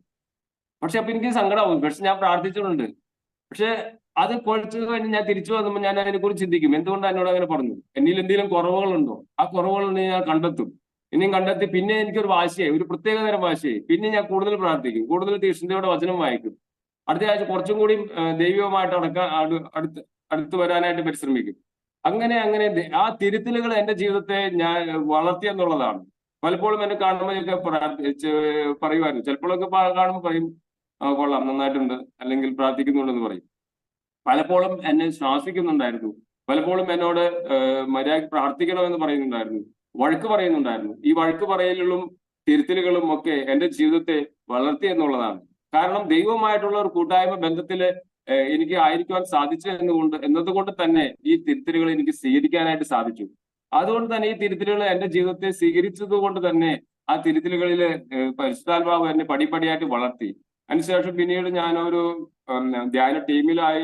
അതിൻ്റെ ഇടയ്ക്ക് തന്നെ ഒരു ധ്യാന ടീമിൽ ആവാനായിട്ട് അവിടെ വന്നു. കൗൺസിലിംഗ് രംഗത്തേക്ക് ദൈവം എന്നെ വളർത്തി. ഒത്തിരിയേറെ വളർത്തലുകൾ സാധ്യമാകുന്നു. അതുപോലെ പ്രാർത്ഥനയിലും പഠനത്തിലും വളരുന്നു. കൂട്ടായ്മ അനുഭവം ഈ പ്രാർത്ഥനയിലും പഠനത്തിലും വളർത്തുന്നു എന്നുള്ളതാണ്. ഷീജേട്ടനുമായിട്ടുള്ള ഹോളി ഹോം മിനിസ്ട്രിയുടെ ഷീജേട്ടനുമായിട്ടുള്ള കൂട്ടായ്മ അനുഭവം എന്നെ പഠനത്തിലും ഒക്കെ ഒത്തിരി വളർത്തി എന്നുള്ളതാണ്. ഞങ്ങൾ പൊന്തിവിക്കൽ ഇൻസ്റ്റിറ്റ്യൂട്ടിന്റെ ഇവിടെ മംഗലാപുരത്ത് സെമിനാരിലൊക്കെ പോയി 2 വർഷത്തെ തിയോളജി കോഴ്സ് പഠിക്കാനും, അതുപോലെ യുഎസിലെ വിറ്റ്നസ് ഓഫ് മെഴ്സി എന്നുള്ള കോഴ്സിൽ അവിടെ പങ്കെടുക്കാനും, അതുപോലെ ഇപ്പം ഈ കൂട്ടായ്മ അനുഭവത്തിലൂടെ ബിടെക് ചെയ്യാനും, അങ്ങനെയൊക്കെ ഈ പ്രാർത്ഥനയിലും പഠനത്തിലും ഒക്കെ വളർത്താനായിട്ട് സാധിക്കുന്നു. ഒരു കൂട്ടായ്മ അനുഭവത്തിൽ നിലനിൽക്കുന്നത് കൊണ്ടാണ് അങ്ങനെ ഒരു വളർത്താനായിട്ട് സാധിക്കുന്നത്. ക്രിസ്തു ശിഷ്യന്റെ രൂപീകരണം നടക്കുകയാണ്. ക്രിസ്തു വഴി ദൈവം നിങ്ങളോട് ക്ഷമിച്ചതുപോലെ പരസ്പരം ക്ഷമിച്ചും കരുണ കാണിച്ചും ഹൃദയാർദ്രതയോടെ പെരുമാറുവിൻ എന്ന് Efesos 4:32 പറയുന്നു. അവിടെ ക്രിസ്തു ശിഷ്യന്റെ രൂപീകരണം, ക്രിസ്തു ശിഷ്യന്റെ തലത്തിലേക്ക് നമ്മൾ ഓരോരുത്തരും വളരുകയാണ്. അങ്ങനെ പൂർണ്ണമായിട്ട് ക്രിസ്തു ശിഷ്യന്റെ അനുഭവത്തിലൂടെ വളരുന്നു, ഒരു ശിഷ്യനായിട്ട് മാറുന്നു. അത് സ്ഥായി ഘടകങ്ങളിൽ നമ്മൾ വളരുകയാണ്. സ്ഥായി ഘടകങ്ങൾ ആഴമായ പ്രാർത്ഥന അനുഭവത്തിൽ വളരാനായിട്ട് ഈ കൂട്ടായ്മ അനുഭവം നമ്മെ സഹായിക്കുന്നു. വ്യക്തിപരമായ പ്രാർത്ഥന അനുഭവത്തിൽ വളരാനായിട്ട് കൂട്ടായ്മ അനുഭവം പലപ്പോഴും നമ്മെ സഹായിക്കുന്നുണ്ട്. കൂട്ടായ്മയിൽ ചെന്നിരിക്കുമ്പോഴൊക്കെ ഞങ്ങൾ ഒരുമിച്ച് കൂടി, ഞങ്ങൾ ഈ ഗ്രൂപ്പുകളൊക്കെ ഒരുമിച്ച് കൂടുമ്പോൾ ചോദിക്കും, ഇന്നത്തെ ഈ ആഴ്ചയിലെ അല്ലെങ്കിൽ ഈ മാസം വ്യക്തിപരമായ പ്രാർത്ഥന അനുഭവം എങ്ങനെ ഉണ്ടായിരുന്നു? അത് കുറച്ചുകൂടി വളരാനായിട്ട് അല്ലെങ്കിൽ ഞങ്ങൾ പരസ്പരം ഷെയർ ചെയ്യും. മറ്റുള്ളവർ വ്യക്തിപരമായി പ്രാർത്ഥിച്ച രീതികൾ ഷെയർ ചെയ്യുമ്പോൾ അത് കുറച്ചൊക്കെ ചില കാര്യങ്ങളൊക്കെ നമുക്ക് സ്വീകരിക്കാൻ പറ്റുന്ന കാര്യങ്ങളൊക്കെ സ്വീകരിച്ച് അതിൽ വ്യക്തിപരമായി വളരാനായിട്ട് സാധിക്കും. ദൈവവചന ധ്യാനം ഒത്തിരിയേറെ ദൈവവചനം വായിക്കാനും ധ്യാനിക്കാനും ഈ കൂട്ടായ്മ അനുഭവത്തിലാണ് നമുക്ക് കൂടുതൽ ഇടയാകുന്നത്. ഞാൻ ജീവിതത്തിലേക്ക് വന്ന കാലഘട്ടത്തിലൊക്കെ ഇവിടെ ചേട്ടന്മാരുടെ ഒരു കൂട്ടായ്മ ഉണ്ടായിരുന്നു. അവിടെ ആ കൂട്ടായ്മയിൽ ചെന്നിരിക്കുമ്പോഴൊക്കെ ഓരോ വചനം അവർ ഷെയർ ചെയ്യും. ഞാൻ എവിടെയെങ്കിലും പതുങ്ങി ഒതുങ്ങി മാറി ഒരു മൂലയ്ക്ക് പോയിരിക്കും ഈ ഷെയറിങ് കിട്ടാതിരിക്കാൻ വേണ്ടി. പക്ഷെ അവരെന്ത് ചെയ്യും, ഇങ്ങനെ വട്ടത്തിൽ റൗണ്ടായിട്ട് ഇരിക്കും. അപ്പൊ ഓരോരുത്തർ മാറി ഇങ്ങനെ ഷെയറിങ് വരുമ്പോൾ ഇടയ്ക്ക് എന്റെ ഊഴത്തിൽ വരും. അപ്പൊ വരുമ്പോൾ ഈ ദൈവവചനത്തെ കുറിച്ച് എന്തെങ്കിലും ഒന്ന് പറയേണ്ടി വരും. ഞാൻ അങ്ങനെ ഒന്നും അറിയില്ലെങ്കിലും ഓരോ വാക്ക് 2 വാക്കൊക്കെ പറഞ്ഞു തുടങ്ങി ഈ ദൈവവചനത്തെ കുറിച്ച് ധ്യാനിക്കാനും പഠിക്കാനും ഒക്കെ വന്നു. പൗദാശിക ജീവിതത്തിൽ വളരാനായിട്ട് സാധിക്കും. എന്നും പള്ളിയിൽ പോകാനും സംസാരിക്കാനും കുർബാന സ്വീകരിക്കാനും ഒക്കെ വേദനിക്കുന്നവരോട് ചേർന്ന് നിൽക്കാൻ ഈ കൂട്ടായ്മ അനുഭവം വരുമ്പോൾ സകലരെയും നമ്മുടെ ഹൃദയത്തിലേക്ക് ചേർത്ത് വെക്കാനായിട്ട് സാധിക്കും. എല്ലാവരും എന്റെ സഹോദരരാണെന്നുള്ള ആ ബോധ്യത്തിലേക്ക് മറ്റുള്ളവരോട് ചോദിക്കാതെ, അവർ നമ്മോട് ചോദിക്കാതെ അവരുടെ ആവശ്യം കണ്ടറിഞ്ഞ് അവരെ സഹായിക്കാനായിട്ട് കൂട്ടായ്മ അനുഭവം നമ്മെ സഹായിക്കുന്നുണ്ടെന്നാണ്. പരസ്പരം പങ്കുവെക്കുന്നത്, നേരത്തെ പറഞ്ഞതുപോലെ നമ്മുടെ സമയങ്ങളും നമ്മുടെ അധ്വാനവും നമ്മുടെ ഓരോ കാര്യങ്ങളും പരസ്പരം പങ്കുവെക്കാനായിട്ട് സാധിക്കുന്നു. ഇപ്പോൾ നമ്മൾ ഈ ആയിരിക്കുന്ന ഓൺലൈൻ പ്ലാറ്റ്ഫോമിലായിരിക്കുന്ന നിങ്ങൾ എല്ലാവരും തന്നെ നിങ്ങളുടെ സമയം, ഓരോരുത്തരുടെ വിലപ്പെട്ട സമയവും ഒക്കെ ഈ ദൈവരാജ്യ അനുഭവത്തിന്റെ കൂട്ടായ്മയിൽ വളരാനായിട്ട് പങ്കുവെക്കപ്പെടുകയാണ്. അതുപോലെ ആത്മീയ ശിക്ഷണത്തിൽ വളരുന്നു. നമുക്ക് കിട്ടുന്ന ഉപദേശങ്ങൾ മറ്റുള്ളവരുടെ എൽഡേഴ്സ്, പുരോഹിതര്, അല്ലെങ്കിൽ ദൈവവചന ശുശ്രൂഷകര്, അല്ലെങ്കിൽ വചന ക്ലാസ്സുകൾ, ഇതൊക്കെ കൂടിയുള്ള ആത്മീയ ശിക്ഷണത്തിൽ വളരാനായിട്ട് സാധിക്കുന്നു. ഒറ്റയ്ക്ക് വളരാനാകില്ല ഒരിക്കലും. 1 കൊരിന്ത്യസ് 12 ഒരു ശരീരത്തിൽ പല അവയവങ്ങൾ ഒരുമിച്ച് ചേർന്നാൽ മാത്രമാണ് ഒരു അവയവമായിട്ട് മാറുള്ളൂ. കണ്ണ് മാറി നിന്നുകൊണ്ട് ഞാൻ ശരീരമാണെന്ന് പറയാൻ പറ്റില്ല. കൈക്ക് മാറി നിന്ന് പ്രവർത്തിക്കാനായിട്ട് സാധിക്കില്ല. ഒരുമിച്ച് വളരാനായിട്ട് സാധിക്കുകയുള്ളൂ. ദൈവിക ബന്ധത്തിൽ ആഴപ്പെടാനായിട്ട് സാധിക്കുന്നു എന്നുള്ളതാണ്. കൂട്ടായ്മ അനുഭവത്തിലൂടെ കടന്നു വരുമ്പോൾ ഒരിക്കലും നമുക്കത് ആ അനുഭവം മറ്റുള്ളവരോട് പങ്കുവെക്കാനായിട്ട് സാധിക്കും. ഞങ്ങൾ കാണുകയും കേൾക്കുകയും ചെയ്ത കാര്യങ്ങൾ നിങ്ങളെ അറിയിക്കുന്നു എന്ന് പറഞ്ഞ് ഞങ്ങളുമായി നിങ്ങൾക്ക് കൂട്ടായ്മ ഉണ്ടാകുന്നതിനാണ് ഞങ്ങൾ ഇത് പ്രഘോഷിക്കുന്നത്. ഞങ്ങളുടെ കൂട്ടായ്മയാകട്ടെ പിതാവിനോടും അവിടുത്തെ പുത്രനായ യേശുക്രിസ്തുവിനോടുമാണ്. ആ പരിശുദ്ധ ത്രിത്വത്തിനോട് നമുക്കൊരു കൂട്ടായ്മയുണ്ടെങ്കിൽ ആ പരിശുദ്ധാത്മാവുമായിട്ടുള്ള ഒരു അഭേദ്യ ബന്ധത്തിൽ നമ്മൾ ആയിരിക്കുമ്പോൾ ഈ കൂട്ടായ്മ അനുഭവത്തിലൂടെ കടന്നു പോകുമ്പോൾ ഈ കൂട്ടായ്മ അനുഭവം നമുക്ക് മറ്റുള്ളവരോട് പറയാതിരിക്കാനായിട്ട് സാധിക്കുകയില്ല എന്നുള്ളതാണ്. മറ്റുള്ളവരുടെ ഈ കൂട്ടായ്മ അനുഭവം നമ്മൾ പറയുമ്പോൾ വീണ്ടും അവിടെ ഒരു കൂട്ടായ്മ രൂപപ്പെടുകയാണ്. അപ്പസ്തോലർ അങ്ങനെയാണ് ചെയ്തത്. സഭ അങ്ങനെയാണ് വളർന്നത്. അതിനെക്കുറിച്ചിട്ട് അടുത്ത ക്ലാസ്സുകളിൽ നമുക്ക് കൂടുതൽ വ്യക്തമായിട്ട് മനസ്സിലാക്കാനായിട്ട് സാധിക്കും. അല്ലെങ്കിൽ ഞാൻ പോകുന്നില്ല. ഓക്കെ, അങ്ങനെ വരുമ്പോൾ സകലരും സഹോദരര്, ഭൂമി പൊതുഭവനം എന്നുള്ള ഒരു കാഴ്ചപ്പാടിലേക്ക് നമുക്ക് കാണാനായിട്ട് സാധിക്കും. ഉൽപ്പത്തി മുതൽ വെളിപാട് വരെയുള്ള കൂട്ടായ്മയുടെ ആഴവും നന്മയും നമുക്ക് കണ്ടെത്താനായിട്ട് സാധിക്കും. ദൈവം നമ്മെ ഒരു ഇടയനും ഒരു തൊഴുത്തുമാകുന്ന കൂട്ടായ്മ അനുഭവത്തിലേക്ക് എത്തിച്ചേരാനായിട്ട് ക്ഷണിക്കുന്നു. അവസാനമായിട്ട് ഈ കൂട്ടായ്മ അനുഭവം എന്നിലേക്ക് ഉണ്ടാവണമെങ്കിൽ 1 യോഹന്നാൻ 7 അവിടുന്ന് പ്രകാശത്തിലായിരിക്കുന്നത് പോലെ നമ്മളും പ്രകാശത്തിൽ സഞ്ചരിക്കണം എങ്കിൽ പരസ്പരം നമുക്ക് കൂട്ടായ്മ ഉണ്ടാകും. ഈ കൂട്ടായ്മ അനുഭവത്തിലൂടെ പരിശുദ്ധാത്മാവിന്റെ അഭിഷേകത്തിന്റെ അനുഭവത്തിലൂടെ കടന്നു പോകുമ്പോൾ കൂട്ടായ്മ അനുഭവത്തിലായിരിക്കുവാനും നമുക്കൊരു കൂട്ടായ്മ ഇല്ലെങ്കിൽ പരസ്പരം കൂട്ടായ്മ ഉണ്ടാകുവാനും ഒക്കെ നമുക്ക് പരിശ്രമിക്കണം. അതിനുശേഷം കർത്താവിനെ ഒത്തിരിയേറെ കൂട്ടായ്മകളിലൂടെ വളർത്തിയെന്നുള്ളതാണ്. ധ്യാനാനുഭവത്തിലൂടെ കടന്നു വന്നതിന് ശേഷം പല ധ്യാന ടീമുകളുമായിട്ട് ബന്ധപ്പെടാനായിട്ട് ഇടവന്നു. ഇപ്പോൾ അവസാനമായി എത്തി നിൽക്കുമ്പോൾ ഇടവകയിലെ ഒരു ഗ്രേസ് ട്രിപ്പിൾസിന്റെ ഒരു കൂട്ടായ്മയുണ്ട്. ആ കൂട്ടായ്മ അനുഭവത്തിലൂടെ ഞാൻ വെറുതെ ഒന്ന് കുമ്പസാരിക്കാൻ ചെന്നതാണ്. കുമ്പസാരിക്കാൻ ചെന്ന എന്നെ ക്യൂവിൽ നിന്ന് എന്നെ പിടിച്ചു കൊണ്ടുപോയി അവിടെ ഒരു കൂട്ടായ്മ കൊടുക്കുന്നുണ്ടായിരുന്നു. എന്നെ പിടിച്ച് കൂട്ടായ്മയിലാക്കി. അച്ഛൻ വിളിച്ചു നീ പിന്നെ കുമ്പസാരിച്ചാന്ന് പറഞ്ഞുകൊണ്ട് എന്നെ വിളിച്ച് കൂട്ടായ്മയെ കൊണ്ടിരുത്തി അതിനെ കോർഡിനേറ്ററും ആക്കി വെച്ചു. അപ്പൊ അവസാനം ചെന്ന് നിൽക്കുമ്പോൾ അങ്ങനെ ഒരു കൂട്ടായ്മയിലേക്ക് അനുഭവത്തിലേക്ക് കൊണ്ടെത്തിക്കുന്നുണ്ട്. അപ്പൊ ദൈവമായിട്ട് പരിശുദ്ധാത്മാവുമായിട്ട് നമുക്ക് അഭേദ്യമായ ഒരു കൂട്ടായ്മ ഉണ്ടെങ്കിൽ തീർച്ചയായിട്ടും ദൈവം നമ്മെ ഓരോ കൂട്ടായ്മയിൽ കൊണ്ടിരുത്തും. ആത്മാവ് നമ്മെ ഒരിക്കലും അടങ്ങിയിരിക്കാനായിട്ട് സമ്മതിക്കുകയില്ല എന്നുള്ളതാണ്. ജർമിയ പ്രവാചകന്റെ പുസ്തകത്തിൽ ജർമിയ പറയുന്നുണ്ട്. ജർമിയ വർഷങ്ങളോളം ഇസ്രായേലിലെ നാശം നിങ്ങൾ നശിക്കും, നിങ്ങൾ ദൈവത്തിലേക്ക് തിരിയണമെന്ന് വിളിച്ചു പറഞ്ഞ ജർമിയ പ്രവാചകൻ അവസാനം വിലപിച്ച് സങ്കടപ്പെട്ടിട്ട് പറയുന്നത് ഇനി ഞാൻ ഇതിനെക്കുറിച്ച് പറയില്ല, കാരണം എന്റെ ജനത്തിനോട് നാശത്തെ കുറിച്ചൊക്കെ വിളിച്ചു പറഞ്ഞിട്ട് ഞാൻ മടുത്തു, ഞാൻ പറയില്ല എന്ന് പറയുമ്പോൾ പ്രവാചകൻ പറയുകയാണ് എന്നാൽ ഇങ്ങനെയൊക്കെ പറയുമ്പോൾ പോലും അടച്ചിട്ടിരിക്കുന്ന ഒരു അഗ്നി എന്നിൽ ജ്വലിക്കുന്നതായിട്ട് ഒരു ഉള്ളിൽ ജ്വലിക്കുന്നതായിട്ട് എനിക്ക് അനുഭവപ്പെടുന്നു എന്ന് പറയുന്നു. അപ്പോൾ ഈ ആത്മാവിന്റെ അഭിഷേകം, ആത്മാവിന്റെ അഗ്നി നമ്മളിൽ ഉണ്ടെങ്കിൽ തീർച്ചയായിട്ടും ഒരു ദൈവികമായ കൂട്ടായ്മയിലേക്ക് കടന്നു വരും. മറ്റുള്ളവരെ കൂട്ടായ്മയിലേക്ക് ആകർഷിക്കാനായിട്ട് നമ്മൾ നിരന്തരം പരിശ്രമിച്ചുകൊണ്ടിരിക്കും. നമ്മുടെ ചിന്തകൾ കൊണ്ട്, വാക്കുകൾ കൊണ്ട്, പ്രവൃത്തി കൊണ്ട്, പ്രാർത്ഥന കൊണ്ട് നമുക്ക് കൂട്ടായ്മയിൽ ഉൾച്ചേരാനായിട്ട് സാധിക്കും. അതിന് ദൈവം നമ്മെ അനുഗ്രഹിക്കട്ടെ എന്ന് പ്രത്യേകം പ്രാർത്ഥിക്കുന്നു. ആമേൻ. ത്രിത്വിക ദൈവവുമായുള്ള കൂട്ടായ്മയും കൂട്ടായ്മയുടെ ആവശ്യകതയും അതിന്റെ വിലയും സ്വന്തം അനുഭവത്തിലൂടെ മനസ്സിലാക്കി തന്നതിനെ ഓർത്ത് നന്ദി പറയുന്നു. അടുത്തത് നമുക്കുള്ളത് നിത്യയുടെ ഒരു സോങ് ആണ്. അന്യോന്യം സ്നേഹിക്കുവിൻ നിങ്ങൾ, അന്യോന്യം സ്നേഹിക്കുവിൻ, അന്യോന്യം സ്നേഹിക്കുവിൻ നിങ്ങൾ, അന്യോന്യം സ്നേഹിക്കുവിൻ. സ്നേഹിച്ചു ജീവൻ തന്നവൻ ക്രിസ്തു സ്നേഹമായോതുന്നിതാ. സ്നേഹിച്ചു ജീവൻ തന്നവൻ ക്രിസ്തു സ്നേഹമായോതുന്നിതാ.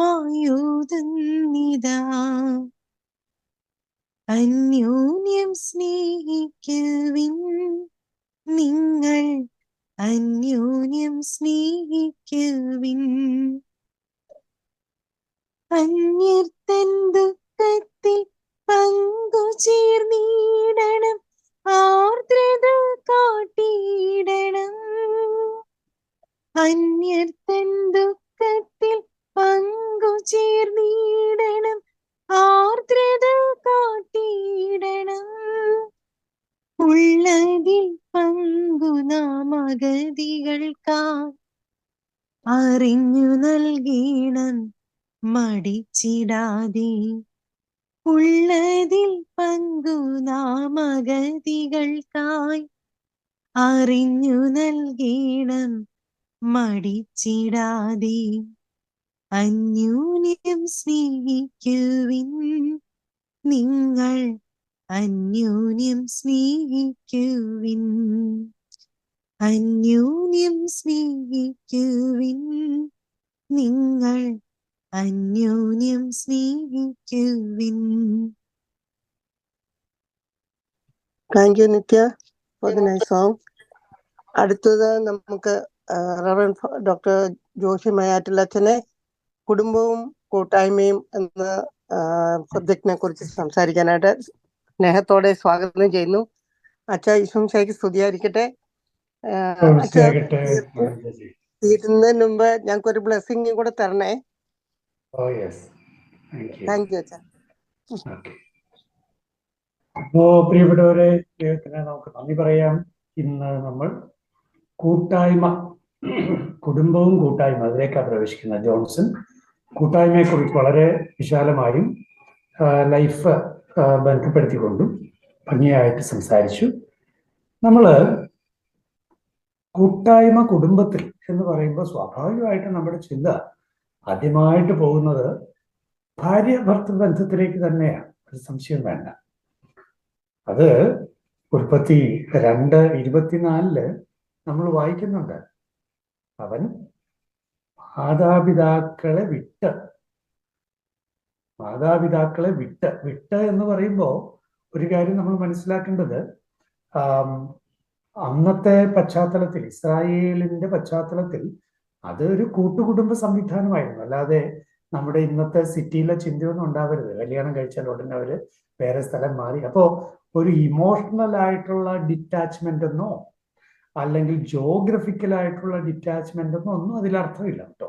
അപ്പോ മാതാപിതാക്കളെ വിട്ട്, അവിടെ അർത്ഥം ഇത്രയേ ഉള്ളൂ, ഇതുവരെ മാതാപിതാക്കളോടൊത്തുള്ള ആ ഒരു ജീവനെ സംബന്ധിച്ച് മുഖ്യം ആയിരുന്നത് എങ്കിൽ ഇപ്പോൾ മുഖ്യമായി വരുന്നത് മറ്റൊരു ബന്ധമാണെന്ന്.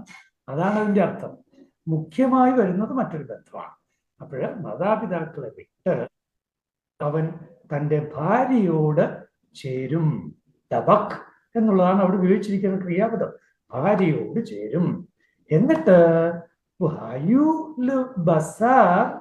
എന്നാണ്. അപ്പോ അവർ ഏക ശരീരം ആയിത്തീരും. അപ്പോ ഏക ശരീരമായി തീരുക എന്ന് വെച്ചാൽ നേരത്തെ പറഞ്ഞ അർത്ഥം തന്നെയാണ്. അതായത് ഏറ്റവും പ്രധാനപ്പെട്ട ബന്ധത്തിലേക്ക് അവർ കടന്നു വരും. അവര് ഒന്നായി തീരുന്ന അനുഭവമാണ്. അപ്പോൾ അപ്പനും മകനും അല്ലെങ്കിൽ അമ്മയും മകനും അതൊക്കെ ഒന്നാകുന്നില്ല, അല്ലെ അമ്മയും മകളും ഒന്നല്ല, അവർ രണ്ടായിട്ട് നിൽക്കാം. പക്ഷെ അതിനേക്കാളൊക്കെ ശക്തമായ ഒന്നിപ്പ്, ശക്തമായ കൂട്ടായ്മ, അതാണ് അതിന്റെ അർത്ഥം. അപ്പോൾ അവര് ശരിക്കും പറഞ്ഞാൽ ബസാർ എന്ന് വെച്ചാൽ ഫ്ലഷാണ്, മാംസമാണ്. അവരൊരു മാംസമായി തീരും. അത്രയ്ക്ക് കൂട്ടായ്മയുടെ ആ ഒരു വിവാഹത്തിലൂടെ ഭാര്യാഭർത്താക്കന്മാർക്കുണ്ടാവുന്ന ഒന്നിപ്പിനെ സൂചിപ്പിക്കാൻ ഉൽപ്പത്തി 2:24 ആ പദങ്ങൾ വളരെ ശക്തങ്ങളാണ്. അത് കുറെ കൂടി നമ്മൾ അത് ഓരോന്നും എടുത്തൊന്ന് പഠിച്ചാൽ വളരെ സ്ട്രോങ് ആണ്. ഞാൻ അതിലേക്ക് ഒത്തിരി പോകുന്നില്ല, അത്യാവശ്യമുള്ള കാര്യം നിങ്ങളെ കാണിച്ചു തന്നു.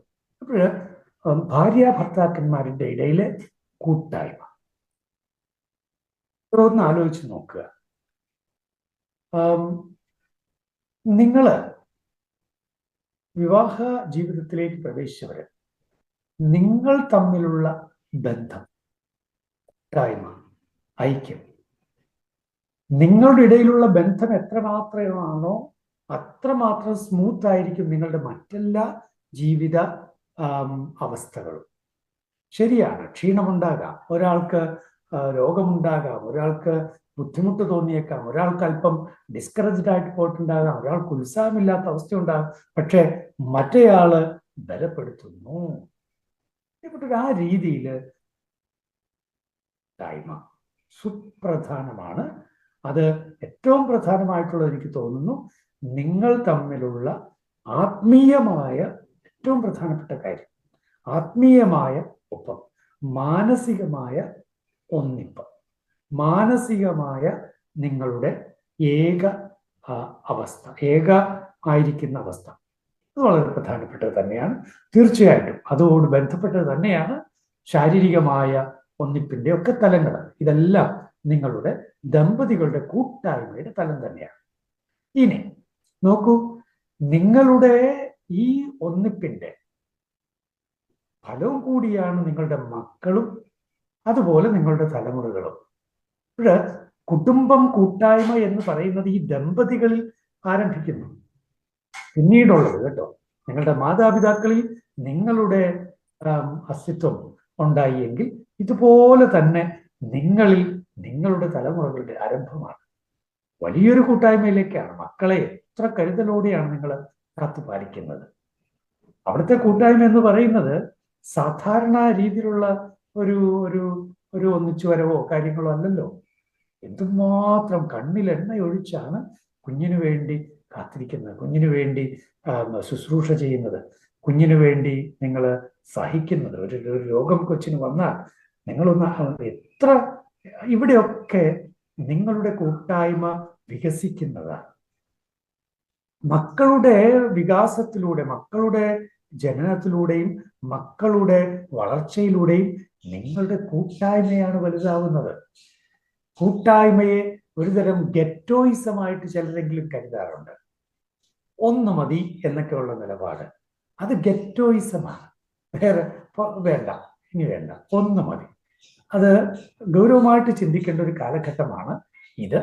മക്കളെ വേണ്ട എന്ന നിലപാട്, അല്ലെങ്കിൽ ഒന്ന് മതി, രണ്ട് മതി, പിന്നെ ചിലർ നിർത്തിയില്ലേ, ഇതെല്ലാം ഞാൻ ഈ പറയുന്നത് ഏറ്റവും മലയാളത്തിൽ ഏറ്റവും മോശപ്പെട്ട വാക്കായിട്ട് ഞാൻ കരുതുന്നത് അതാണ്. ചില അമ്മമാര് അല്ലെങ്കിൽ നാട്ടുകാര് നിർത്തിയില്ലേ, വളരെ കഷ്ടമാണത്. അപ്പോഴ് നോക്കൂ, നിങ്ങളുടെ കൂട്ടായ്മ എന്നുള്ളത് ദൈവം നിങ്ങൾക്ക് തരുന്ന കുഞ്ഞുങ്ങളെ, ലാറ്റിൻ ലിറ്റർജി അനുസരിച്ച് കല്യാണത്തിന്റെ നേരത്തെ ചോദിക്കുന്ന ചോദ്യങ്ങൾ വളരെ ശ്രദ്ധേയങ്ങളായ ചോദ്യങ്ങളാണ്. ദൈവം നിങ്ങൾക്ക് നൽകുന്ന കുഞ്ഞുങ്ങളെ സ്വീകരിക്കാനും ക്രിസ്തു വിശ്വാസത്തിൽ വളർത്താൻ നിങ്ങൾ സന്നദ്ധരാണോ എന്നാണ് ചോദ്യം. അവിടെ വളരെ വ്യക്തമാണ്, ദൈവം നിങ്ങൾക്ക് തരുന്ന കുഞ്ഞുങ്ങളെ സ്വീകരിക്കാൻ സന്നദ്ധരാകണം. ഒരു ശിശു സൗഹൃദ കുടുംബം, ദമ്പതികളുടെ കൂട്ടായ്മ വിപുലമാകുന്നത് ശിശു സൗഹൃദ മനസ്സോടുകൂടെയാണ്. അത് കൂട്ടായ്മ കുടുംബത്തിൽ എന്നുള്ളതിൻ്റെ ഒരു തുടർച്ചയായിട്ട് ഞാൻ പറഞ്ഞു വെക്കുന്നു. ഇനി മക്കളുമായി മാതാപിതാക്കൾ വളരുന്നു. ഇത് വളരുമ്പോൾ സ്വാഭാവികമായും നമ്മുടെ അപ്പൻ്റെയും അമ്മയുടെയും ഒക്കെ തലമുണ്ട്. അപ്പൂപ്പൻ, അമ്മൂമ്മ. ഇന്ന് നിങ്ങൾക്കറിയാമല്ലോ, ഇന്ന് റോമൻ കത്തോലിക്ക സഭയിൽ ഇന്ന് ആചരിക്കപ്പെടുന്നത് വിശുദ്ധ അന്നായുടെയും വിശുദ്ധ ജോവാക്യമിൻ്റെയും തിരുനാളാണ്. അപ്പൂപ്പൻ അമ്മൂമ്മമാരുടെ തിരുനാളാണ്. കുടുംബത്തിന്റെ കൂട്ടായ്മ എന്ന് നമ്മൾ ചിന്തിക്കുമ്പോൾ നമ്മുടെ മാതാപിതാക്കളെ കുറിച്ച് ഞാൻ വളരെ സന്തോഷത്തോടെ ഓർക്കുകയാണ്. എൻ്റെ അപ്പൂപ്പനെയും അമ്മൂമ്മയൊക്കെ ഞാൻ സന്തോഷത്തോടെ ഓർക്കുകയാണ്. സത്യത്തിൽ അന്ന് അമ്മൂമ്മ പറഞ്ഞു തന്ന കഥകൾ, അമ്മൂമ്മ പാടിയ പാട്ടുകൾ, അമ്മൂമ്മ തന്ന ഉപദേശങ്ങൾ, അതൊക്കെയല്ലേ ഈ ജോഷി അച്ഛനെ ഇന്നും മുന്നോട്ട് കൊണ്ടുപോകുന്നത്. എനിക്കിന്ന് നിങ്ങളോട് ഇങ്ങനെ സംസാരിക്കാൻ കഴിയുന്നുണ്ടെങ്കിൽ, എനിക്ക് വിപുലമായ വിശാലമായ കാഴ്ചപ്പാടുകൾ ഉണ്ടായിട്ടുണ്ടെങ്കിൽ അത് അമ്മൂമ്മയുടെ കഥയിൽ നിന്ന് ഉത്ഭവിച്ചതാണ്. വളരെ ചെറുപ്പത്തിലേ നമുക്ക് കിട്ടുന്ന ദൈവവചനം തന്നെയാണ് അമ്മൂമ്മമാരുടെ കൊച്ചു കഥകൾ. അതുകൊണ്ട് എന്നെ കേൾക്കുന്ന അമ്മൂമ്മമാരെ, നിങ്ങൾക്ക് ഇഷ്ടം പോലെ കഥയുണ്ടാവണം, നിങ്ങൾക്ക് ഇഷ്ടം പോലെ പാട്ടുണ്ടാവണം. നിങ്ങളുടെ കുഞ്ഞു മക്കൾക്ക് പാട്ട് പാടിക്കൊടുക്കണം, കഥ പറഞ്ഞു കൊടുക്കണം. ഏഴാങ്ങള പെൺകുളു ഞാൻ, അഴകളും അഴകയും അങ്കേ ഞാൻ, പുലിയെണ്ണ തേച്ചു ഞാൻ, പുലിത്തോലുടുത്തു ഞാൻ, പുലിക്കുളത്തിൽ കുളിച്ചു ഞാൻ, പുലിത്തോലുടുത്തു ഞാൻ, പുലിച്ചോറ് തിന്നു ഞാൻ, എന്നെ പ്രിയമുള്ള ആങ്ങളമാരുണ്ടോ? എൻ്റെ അമ്മൂമ്മ പണ്ട് പറഞ്ഞെന്നാ പാടിത്തന്ന കഥയാ. എന്നെ പ്രിയമുള്ള ആങ്ങളമാരുണ്ടോ? എന്താ കാരണം? ഏഴാങ്ങൾക്കൊരു പെങ്ങളാ, ഒറ്റേ ഒരു പെങ്ങള്. ഏഴാങ്ങളമാരുടെയും കല്യാണം കഴിഞ്ഞു. പക്ഷെ കയറി വന്ന നാത്തൂന്മാരില് 6 പേർക്കും ഈ പെങ്ങളോട് അസൂയയാ. കുഞ്ഞിപ്പെങ്ങളാ, അസൂയയാ. ഒരു നാത്തൂന് വലിയ സ്നേഹ, പക്ഷെ 6 നാത്തൂന്മാരും കൂടി ഈ കൊച്ചിനെ കൊണ്ടുപോയി കാട്ടിക്കൊണ്ട് കളഞ്ഞു. ഒയ്യോ, അപ്പോഴാവും ഒരു പുലി ഈ കുഞ്ഞിന്റെ മുമ്പിൽ നിൽക്കുക. ഞാനിത് നിങ്ങളോട് പറയുമ്പോൾ, പ്രിയപ്പെട്ട സുഹൃത്തുക്കളെ, ഞാനിത് നിങ്ങളോട് പറയുമ്പോൾ എൻ്റെ അമ്മൂമ്മ എൻ്റെ മനസ്സിലേക്ക് ചെറുപ്പകാലത്തിട്ടു തന്ന ബന്ധത്തിൻ്റെ ആ സുവിശേഷം, എൻ്റെ അമ്മൂമ്മ എൻ്റെ മനസ്സിലേക്ക് ഇട്ടു തന്ന ആ പ്രകൃതിയോടുള്ള ബന്ധം. അപ്പൊ പുലി പറഞ്ഞു ദാ നിന്നിപ്പൊ ഞാൻ തിന്നും, നീ എൻ്റെ കാട്ടിൽ എന്തിനാ കയറി വന്നത്? അപ്പോ ഈ മോള് പറഞ്ഞു, ഞാൻ കാട്ടിൽ കയറി വന്നതല്ല, കൊണ്ടുവന്നിട്ടതാ, എൻ്റെ 6 നാത്തുമാര് കൊണ്ടുവന്നിട്ടതാ. അങ്ങനെയാണോ? എന്നാല് അപ്പൊ പുലിക്ക് മനുഷ്യത്വമുണ്ട്. പുലിക്ക് മനുഷ്യത്വമുണ്ട്, നാത്തുമാർക്കാ പുലിത്വമായി പോയത്. എന്തോ ആവട്ടെ, നോക്കൂ, ആ കൊച്ചു കഥയിൽ എന്തെല്ലാം കാര്യങ്ങള് ഒളിഞ്ഞിരിക്കുന്നു. അവസാനം പുലി പറയാ, ശരി, അന്നൊരു കാര്യം ചെയ്യാം, നീ തൽക്കാലം എൻ്റെ രാജ്യത്ത് വന്നതല്ലേ, നീ എൻ്റെ ഇവിടുത്തെ ആതിഥേയമൊക്കെ ആതിഥേയത്വം സ്വീകരിക്കുക. അപ്പോ അവിടെയാണ് പുലി എണ്ണ തേച്ച് പുലിക്കുളത്തിൽ കുളിപ്പിച്ച് പുലിത്തോലൊക്കെ കൊടുത്ത് ഉടുപ്പിച്ച് എന്നിട്ട് പുലിച്ചോറൊക്കെ കൊടുത്ത് പുലിയുടെ പുറത്ത് കയറ്റി വരിക. എന്നിട്ട് ഈ പാട്ട് പാടുക ഈ പെങ്ങള്. അപ്പോ മൂത്താങ്ങള് പറഞ്ഞു, എനിക്ക് നമ്മുടെ പെങ്ങളുടെ സ്വരമാണല്ലോ. അത് പൂച്ച കരഞ്ഞാണെന്ന് നാത്തും പറഞ്ഞു. അപ്പോ അത് പിന്നെ അടുത്ത് എന്നിട്ട് നോക്ക്, കൊച്ചു ടി വി ഒന്നും അന്നുണ്ടായിരുന്നില്ല. ഇന്നത്തെ ഒരു കൊച്ചു ടി വിക്കും ഇന്നത്തെ ഒരു കാർട്ടൂൺ പരമ്പരയ്ക്കും അമ്മൂമ്മ പകർന്നു തന്ന ആ മൂല്യങ്ങളുണ്ടല്ലോ, അതുപോലെ പകർന്നു തരാൻ കഴിയുമെന്ന് എനിക്ക് തോന്നുന്നില്ല. എപ്പോഴും ഞാൻ പറഞ്ഞു വരുന്നത്, കൂട്ടായ്മ എന്നത് അപ്പനും അമ്മയും മക്കളും തമ്മിലുള്ള കൂട്ടായ്മയും മാത്രമല്ല, വിപുലമായ വിശാലമായ അർത്ഥതലങ്ങളുണ്ട്. പ്രത്യേകിച്ച് അപ്പൂപ്പനമ്മൂമ്മമാരെയൊക്കെ ഉൾപ്പെടുത്തിക്കൊണ്ടുള്ള വലിയൊരു കൂട്ടായ്മയുണ്ട് മക്കളുടെ വളർച്ചയ്ക്ക്. അത് വളരെ ആവശ്യമാണ് താനും. ഇനി അങ്ങനെ കുടുംബത്തിന്റെ മക്കളുമായിട്ടുള്ള, അതുപോലെ മാതാപിതാക്കളൊക്കെ ആയിട്ടുള്ള ആ ബന്ധം, സഹോദരങ്ങളുമായിട്ടുള്ള ബന്ധം, അത് മാത്രമാണോ കൂട്ടായ്മ? അല്ല. പ്രിയപ്പെട്ടവരെ, ത്രിയേക ദൈവവിശ്വാസം നമുക്ക് തരുന്ന കൂട്ടായ്മ എന്നുള്ളത് അത് ഇൻക്ലൂസീവാണ്, ഉൾച്ചേർക്കുന്ന സ്വഭാവമാണ് അതിനുള്ളത്. എക്സ്ക്ലൂസീവ് അല്ല, ഒരാളെയും തള്ളിക്കളയില്ല. അവിടെയാണ് നമ്മുടെ അയൽപക്കവുമായിട്ടുള്ള ബന്ധവും. നിങ്ങളൊരു ഫ്ലാറ്റിലാണ് താമസിക്കുന്നതെങ്കിൽ ആ ഫ്ലാറ്റിലെ എത്ര പേരോട് നിങ്ങൾക്ക് കൂട്ടായ്മയുണ്ട്? അത് പ്രധാനപ്പെട്ടതാണ്. ആ ചോദ്യം പ്രധാനപ്പെട്ടതാണ്. നിങ്ങൾ ഫ്ലാറ്റിലാണ് താമസിക്കുന്നത്, ശരി തന്നെ, പക്ഷെ അവിടെയുള്ള എത്ര പേരോട് കൂട്ടായ്മയുണ്ട്? പ്രത്യേകിച്ച് മലയാളികൾക്കൊരു പ്രത്യേക കൂട്ടായ്മ സൃഷ്ടിക്കാനുള്ള കൃപയുണ്ട്. അത് നിങ്ങൾ ആയിരിക്കുന്നിടത്ത് നന്നായിട്ട് ഉപയോഗിക്കണം. ശരിയാ, വളരെ ബുദ്ധിമുട്ടായിരിക്കും ചിലരെ സംബന്ധിച്ച് ഒന്ന് പരിചയപ്പെട്ടൊക്കെ വരാൻ. സായിപ്പിനെ എളുപ്പമല്ല കേട്ടോ, എളുപ്പമല്ല, മലയാളിയെ പോലെ എളുപ്പമല്ല. പക്ഷെ ഒരു മലയാളി സാന്നിധ്യം ഒരിടത്തുണ്ടാകുമ്പോൾ അവിടെ തീർച്ചയായും അതിലൂടെ വലിയൊരു ഈ ബന്ധത്തിന്റെ ഈ നെറ്റ്വർക്കിംഗ് അത് നടക്കണം. ഇനി അങ്ങനെ അയൽപക്ക ബന്ധം കൂട്ടായ്മ മാത്രമോ, ഇടവക, അത് മലയാളി ഇടവകയാകട്ടെ അല്ലെങ്കിൽ മറ്റിടവകളാകട്ടെ, കൂട്ടായ്മ, അവിടെയുള്ള നമ്മുടെ പ്രാർത്ഥന, അവിടെയുള്ള ഒരു ചിരി, അവിടെയുള്ള കമ്മ്യൂണിറ്റി ആക്ടിവിറ്റീസിലെ പങ്കുചേരല്, അതിലൂടെ ഉണ്ടാകുന്ന ഒരു വലിയ നെറ്റ്വർക്കിംഗ് ഉണ്ട്. അവിടെയാണ് റേസിനൊക്കെ വംശത്തിനൊക്കെ അതിനൊക്കെ ഒരു അർത്ഥമില്ലാന്ന് വരുന്നത്. അവിടെയാണ് കളറിന് ഒരു വ്യത്യാസം ഇല്ലാന്ന് കൂട്ടായ്മയുടെ തലമാണ്. അവിടെയാണ് അമേരിക്കക്കാരൻ ഇന്ത്യക്കാരൻ എന്നുള്ള വ്യത്യാസമൊക്കെ മാറിപ്പോകുന്നത്. പ്രിയപ്പെട്ടവർ, ഈ കൂട്ടായ്മയിലൂടെയാണ് ത്രിയേക ദൈവത്തിന്റെ ശക്തമായ സാന്നിധ്യം അനുഭവപ്പെടേണ്ടത്. അവിടെയാണ് സ്നേഹത്തിന്റെ പുതിയ പുതിയ പുതിയ പദ്ധതികളൊക്കെ വളർന്നു വരേണ്ടത്. അങ്ങനെ കൂട്ടായ്മ കുടുംബത്തിൽ എന്നുള്ളത് അത് കുടുംബം വിശാലമാവുകയാണ്. നോക്കൂ, പരിശുദ്ധമ്മ കാനായിലെ കല്യാണ വിരുന്ന് നിങ്ങളൊന്ന് ചിന്തിച്ചു നോക്ക്. കാനായിലെ കല്യാണ വിരുന്നില് അവിടെ മറിയം അവിടെ ഉണ്ടായിരുന്നു എന്നാണ് അല്ലേ? ആ കല്യാണ വീട്ടില് യേശു ശിഷ്യന്മാരും ക്ഷണിക്കപ്പെട്ടിരുന്നു. എന്നിട്ട് അടുത്ത സെന്റൻസ്, മറിയം അവിടെ ഉണ്ടായിരുന്നു. ഇങ്ങനെയാണെന്നേ, മാതാവിന്റെ പരിപാടിയാണെന്നേ. മറിയം അവിടെ ഉണ്ടാവും. മറിയത്തെ ആരും വിളിക്കേണ്ട കാര്യമൊന്നുമില്ല. മറിയത്തിന് ഇൻവിറ്റേഷൻ ഒന്നും വേണ്ടെന്നേ. ഇൻവിറ്റേഷൻ ഞാൻ നേരത്തെ പറഞ്ഞിട്ടുണ്ടല്ലോ, മറിയത്തിന് ഇൻവിറ്റേഷൻ ലെറ്റർ ഒന്നും വേണ്ട. മറിയം അവിടെ ഉണ്ട്. കാരണം എന്താ? ഇതെന്റെ വീടല്ലേ, നമ്മുടെ വീടല്ലേ, നമ്മളുടെ ആവശ്യമുണ്ട് അവിടെ. ഇതാണ് ആ ഒരു മരിയൻ സ്പിരിറ്റ്. അമ്മയുടെ ആ സ്പിരിറ്റ് മോനിലും കൃത്യമായിട്ട് നമുക്ക് കാണാൻ കഴിയുന്നുണ്ട്. അതിഥിയായി ചെല്ലും, ആതിഥേയനായി മാറും. അതാണ് മോൻ. അങ്ങനെ അതിഥിയായി ചെല്ലും, പക്ഷെ ആതിഥേയനായി മാറും. ശരിയല്ലേ?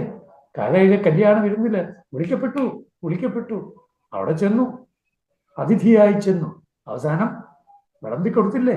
എല്ലാ ക്ഷീണവും മാറ്റിയില്ലേ? എല്ലാ കുറവും നീക്കിയില്ലേ? ശരി, നീ കലവറക്കാരനുണ്ടെ കൊടുത്തു. കലവറക്കാരൻ ഈശോ, അയ്യോ എന്താ സംഭവം! ആതിഥേയനായി മാറുന്ന ഈശോ. ഇനി മറ്റേ ബഥനിയായിലേക്ക്, ലാസറിന്റെ വീട്ടിലേക്ക്, മേരി മാർത്ത കുടുംബത്തിലേക്ക് ഈശോ ഒന്ന് കടന്നു ചെന്നു. അപ്പൊ അതിഥിയായി കടന്നു ചെന്നു. അപ്പോഴാണ് അതിഥി എത്തിയല്ലോ എന്ന് വിചാരിച്ചിട്ടാ മാർത്ത ഓടി നടന്നേ. ആതിഥേയത്വം അവളങ്ങടെ ഏറ്റെടുത്തു. പക്ഷേ ഈശോ എന്താ പറഞ്ഞേ? മറിയം നല്ല ഭാഗം തിരഞ്ഞെടുത്തു. അതായത് മാർത്ത ഓടി നടക്കല്ലേ, ഞാനാണ് ഇവിടുത്തെ ആതിഥേയൻ. നീ ഇവിടെ വന്നിരിക്ക, എനിക്ക് നിങ്ങൾക്ക് വിളമ്പിത്തരാനുണ്ട്. എനിക്ക് നിങ്ങൾക്ക് വിളമ്പിത്തരാനുണ്ട്. അതിഥിയായി വന്ന് ആതിഥേയനായി മാറുന്ന ഈശോ. എമ്മാവൂസിലേക്കുള്ള ശിഷ്യന്മാരുടെ സംഭവം ഒന്ന് ആലോചിച്ച് നോക്കിയേ. ആ എമ്മാവൂസിലേക്ക് പോയ ശിഷ്യന്മാർ രണ്ടുപേരിങ്ങനെ പോകുന്നു. വഴിയിൽ വെച്ചിട്ട് അപരിചിതൻ കൂടെ കൂടുന്നു. അവസാനം ഇവര് അവനോട് പറയുന്നത്, നേരെ ഉരുട്ടി വാ, കേറിക്കോ, ഞങ്ങളോടുകൂടെ താമസിച്ചോ. കണ്ടോ, അവരുടെ അതിഥിയായിട്ടാ ഈശോ വന്നത്. കുറച്ച് കഴിയുമ്പോൾ നമ്മൾ എന്താ കാണുന്നത്? ഈശോയെ എങ്ങനെയാ നമ്മൾ കാണുന്നത്? അവൻ അപ്പമെടുത്ത് മുറിച്ച് കൊടുത്തു. അപ്പൊ ഇത് ആരാതിഥേയൻ? ഇതാണ് പ്രിയപ്പെട്ടവർ, ഇതാണ് വിഷയം. ഈശോ അതിഥിയായി ചെല്ലുന്നു, ആതിഥേയനായി മാറുന്നു. ഈ ഒരു ആതിഥേയ മനസ്സുണ്ട്. സഖ്യവൂസിന്റെ കുടുംബത്തിൽ ചെന്നിട്ട് അത് തന്നെയല്ലേ, അതിഥിയായി ചെന്നു ആതിഥേയനായി മാറി. ഈ ആതിഥേയ മനസ്സ് അത് കൂട്ടായ്മ ക്രിയേറ്റ് ചെയ്യാനുള്ള വലിയ കപ്പാസിറ്റിയാണ്. മറിയത്തിൽ കണ്ട കപ്പാസിറ്റി, ഈശോയിൽ കണ്ട കപ്പാസിറ്റി, ക്രിസ്തു ശിഷ്യനിൽ ഓരോരുത്തരിലും കാണുന്ന കപ്പാസിറ്റി, കൂട്ടായ്മയിലുള്ള വളർച്ച. അങ്ങനെ കുടുംബം കൂട്ടായ്മയിൽ പ്രബലപ്പെടുന്നതോടുകൂടി കുടുംബത്തിന്റെ ചക്രവാളങ്ങൾ വികസിക്കുകയാണ്. ക്രൈസ്തവ കുടുംബം എന്നാൽ 4 ചുമരുകളിൽ ഒതുങ്ങി നിൽക്കേണ്ട ഒന്നല്ല, മറിച്ച് സ്വർഗസ്ഥനായ ഞങ്ങളുടെ പിതാവേ എന്ന് പ്രാർത്ഥിക്കുന്ന ആ ഒരു കുടുംബ കൺസെപ്റ്റിന്റെ വലിയ കൂട്ടായ്മയുടെ വലിയ ചക്രവാളങ്ങളുടെ കാഴ്ചപ്പാടിൽ എല്ലാവരും വളരുന്ന കുടുംബ ദർശനമാണ് ക്രൈസ്തവ കുടുംബ ദർശനം. അവിടെ പുതിയ ആകാശവും പുതിയ ഭൂമിയും, അതിലേക്കുള്ള വളർച്ചയാണ്. അവിടെ അപ്പൻ മക്കളെ വളർത്തി വളർത്തി വളർത്തി പിന്നെ ലോകത്തിന്റെ അപ്പനായി മാറി. അമ്മ മക്കളെ വളർത്തി വളർത്തി വളർത്തി പിന്നെ ലോകത്തിന്റെ അമ്മയായി മാറി. ഈ ഒരു വളർച്ചയുണ്ടല്ലോ, അവിടെയാണ് ആർക്കെങ്കിലുമൊക്കെ വിഷമുണ്ടെങ്കിൽ, രോഗമുണ്ടെങ്കിൽ, അസ്വസ്ഥത ഉണ്ടെങ്കിൽ, ബുദ്ധിമുട്ടുണ്ടെങ്കിൽ ആ അപ്പന്റെയും ആ അമ്മയുടെയും ആ മക്കളുടെയും ഹൃദയം പിടക്കും. അതാണ് കൂട്ടായ്മ, അതാണ് കുടുംബം എന്ന കൺസെപ്റ്റിൽ ഉണ്ടാകുന്ന വളർച്ച. പ്രിയപ്പെട്ടവര്, അതുകൊണ്ട് തന്നെ കുടുംബങ്ങളെ വളർത്താൻ നമുക്ക് ശ്രദ്ധ വേണം. പ്രത്യേകിച്ച് വലിയ കുടുംബങ്ങളെ വളർത്താൻ നമുക്ക് പ്രത്യേക ശ്രദ്ധ വേണം. ശരിയാണ്, നമ്മുടെ കുടുംബം 1-2 പേരെ നമ്മുടെ മക്കളായിട്ടുള്ളൂ, ശരി തന്നെ. പക്ഷേ കൂടുതൽ മക്കളുള്ളവരെ സപ്പോർട്ട് ചെയ്യാൻ, ബലപ്പെടുത്താൻ, അവരുമായിട്ട് ഒരു കൂട്ടായ്മ സ്ഥാപിക്കാൻ, അതുപോലെ തന്നെ രോഗങ്ങളുള്ളവരെ ബലപ്പെടുത്താൻ, വീടില്ലാത്തവരെ ശക്തിപ്പെടുത്താൻ, അത്തരത്തിൽ കൂട്ടായ്മയുടെ ചക്രവാളങ്ങൾ വികസിപ്പിക്കാനുള്ള ആ ഒരു മനസ്സ് നേടിയെടുക്കുക. ഞാൻ അവസാനിപ്പിക്കുകയാണ്. ദൈവം നിങ്ങളെ സമർത്ഥമായി അനുഗ്രഹിക്കട്ടെ. ഒരു ചുമരിന്റെ 4 ചുമരുകളുടെ ആ ഒരു ഇട്ടാവട്ടത്തിൽ നിന്ന് അവിടെ തീർച്ചയായിട്ടും വേണ്ട വളർച്ചയെല്ലാം ഉണ്ടായി. അതോടൊപ്പം പുറത്തേക്ക് ദൈവത്തിന്റെ കൂട്ടായ്മയിലേക്ക്, അതും തൊട്ടടുത്തുള്ളവര് തീർച്ചയായിട്ടും പടിവാതിക്കൽ ലാസറുണ്ടോ ചിന്തിക്കണേ, പടിവാതിക്കൽ ലാസറുണ്ടോ ചിന്തിക്കണേ. അതെല്ലാം അത്തരം കൂട്ടായ്മയിലേക്കുള്ള ക്ഷണമാണ്. ദൈവം നിങ്ങളെ സമൃദ്ധമായി അനുഗ്രഹിക്കട്ടെ. സ്വർഗസ്ഥനായ ഞങ്ങളുടെ പിതാവേ, നിങ്ങളുടെ രാജ്യം വരയണമേ, നിങ്ങളുടെ തിരുമനസ് സ്വർഗത്തിലെ പോലെ ഭൂമിയിലുമാകണമേ. ഇന്നു വേണ്ട ആഹാരം ഇന്ന് ഞങ്ങൾക്ക് തരണമേ, ഞങ്ങളുടെ തെറ്റുകൾ ഞങ്ങളോട് ക്ഷമിക്കണമേ, ഞങ്ങളെ പ്രലോഭനത്തിൽ ഉൾപ്പെടുത്തരുതേ, ഞങ്ങളെ രക്ഷിച്ചോളൂ. പരിശുദ്ധമ്മേ, കൂട്ടായ്മയുടെ അമ്മേ, അമ്മയുടെ സവിശേഷമായ കണ്ണുകൾ, എല്ലായിടത്തും എത്തുന്ന മാതൃത്വത്തിന്റെ കണ്ണുകൾ അമ്മേ, ഞങ്ങൾക്കും അമ്മ പങ്കുവെച്ച് തരണമേ. എല്ലാം കാണുന്ന കണ്ണ് ഞങ്ങൾക്കും തരണമേ. കൂട്ടായ്മ വളർത്തുന്ന ആ മനസ്സ് ഞങ്ങൾക്കും തരണമേ. നന്മ നിറഞ്ഞ മറിയമേ സ്വസ്തി, കർത്താവ് അങ്ങയോടുകൂടെ സ്ത്രീകളിൽ അങ്ങ് അനുഗ്രഹിക്കപ്പെട്ടവളാവുന്നു. അങ്ങയുടെ ദുരത്തിൻ ഫലമായി ഈശോ അനുഗ്രഹിക്കപ്പെട്ടവനാവുന്നു. പരിശുദ്ധ മറിയമേ, പരിശുദ്ധമരമേ, പാപികളായ ഞങ്ങൾക്ക് വേണ്ടി നമ്മുടെ മരണസമയത്തും അമ്മ. തമ്പുരാന്റെ അപേക്ഷയോടെ. കർത്താവ് നിങ്ങളോടുകൂടെ. സർവശക്തനായ ദൈവം പിതാവും പുത്രനും പരിശുദ്ധാത്മാവും നിങ്ങളെ സമൃദ്ധമായി അനുഗ്രഹിക്കുമാറാകട്ടെ. ആമേൻ. ഈശോ മിശിഹായ്ക്ക് സ്തുതി.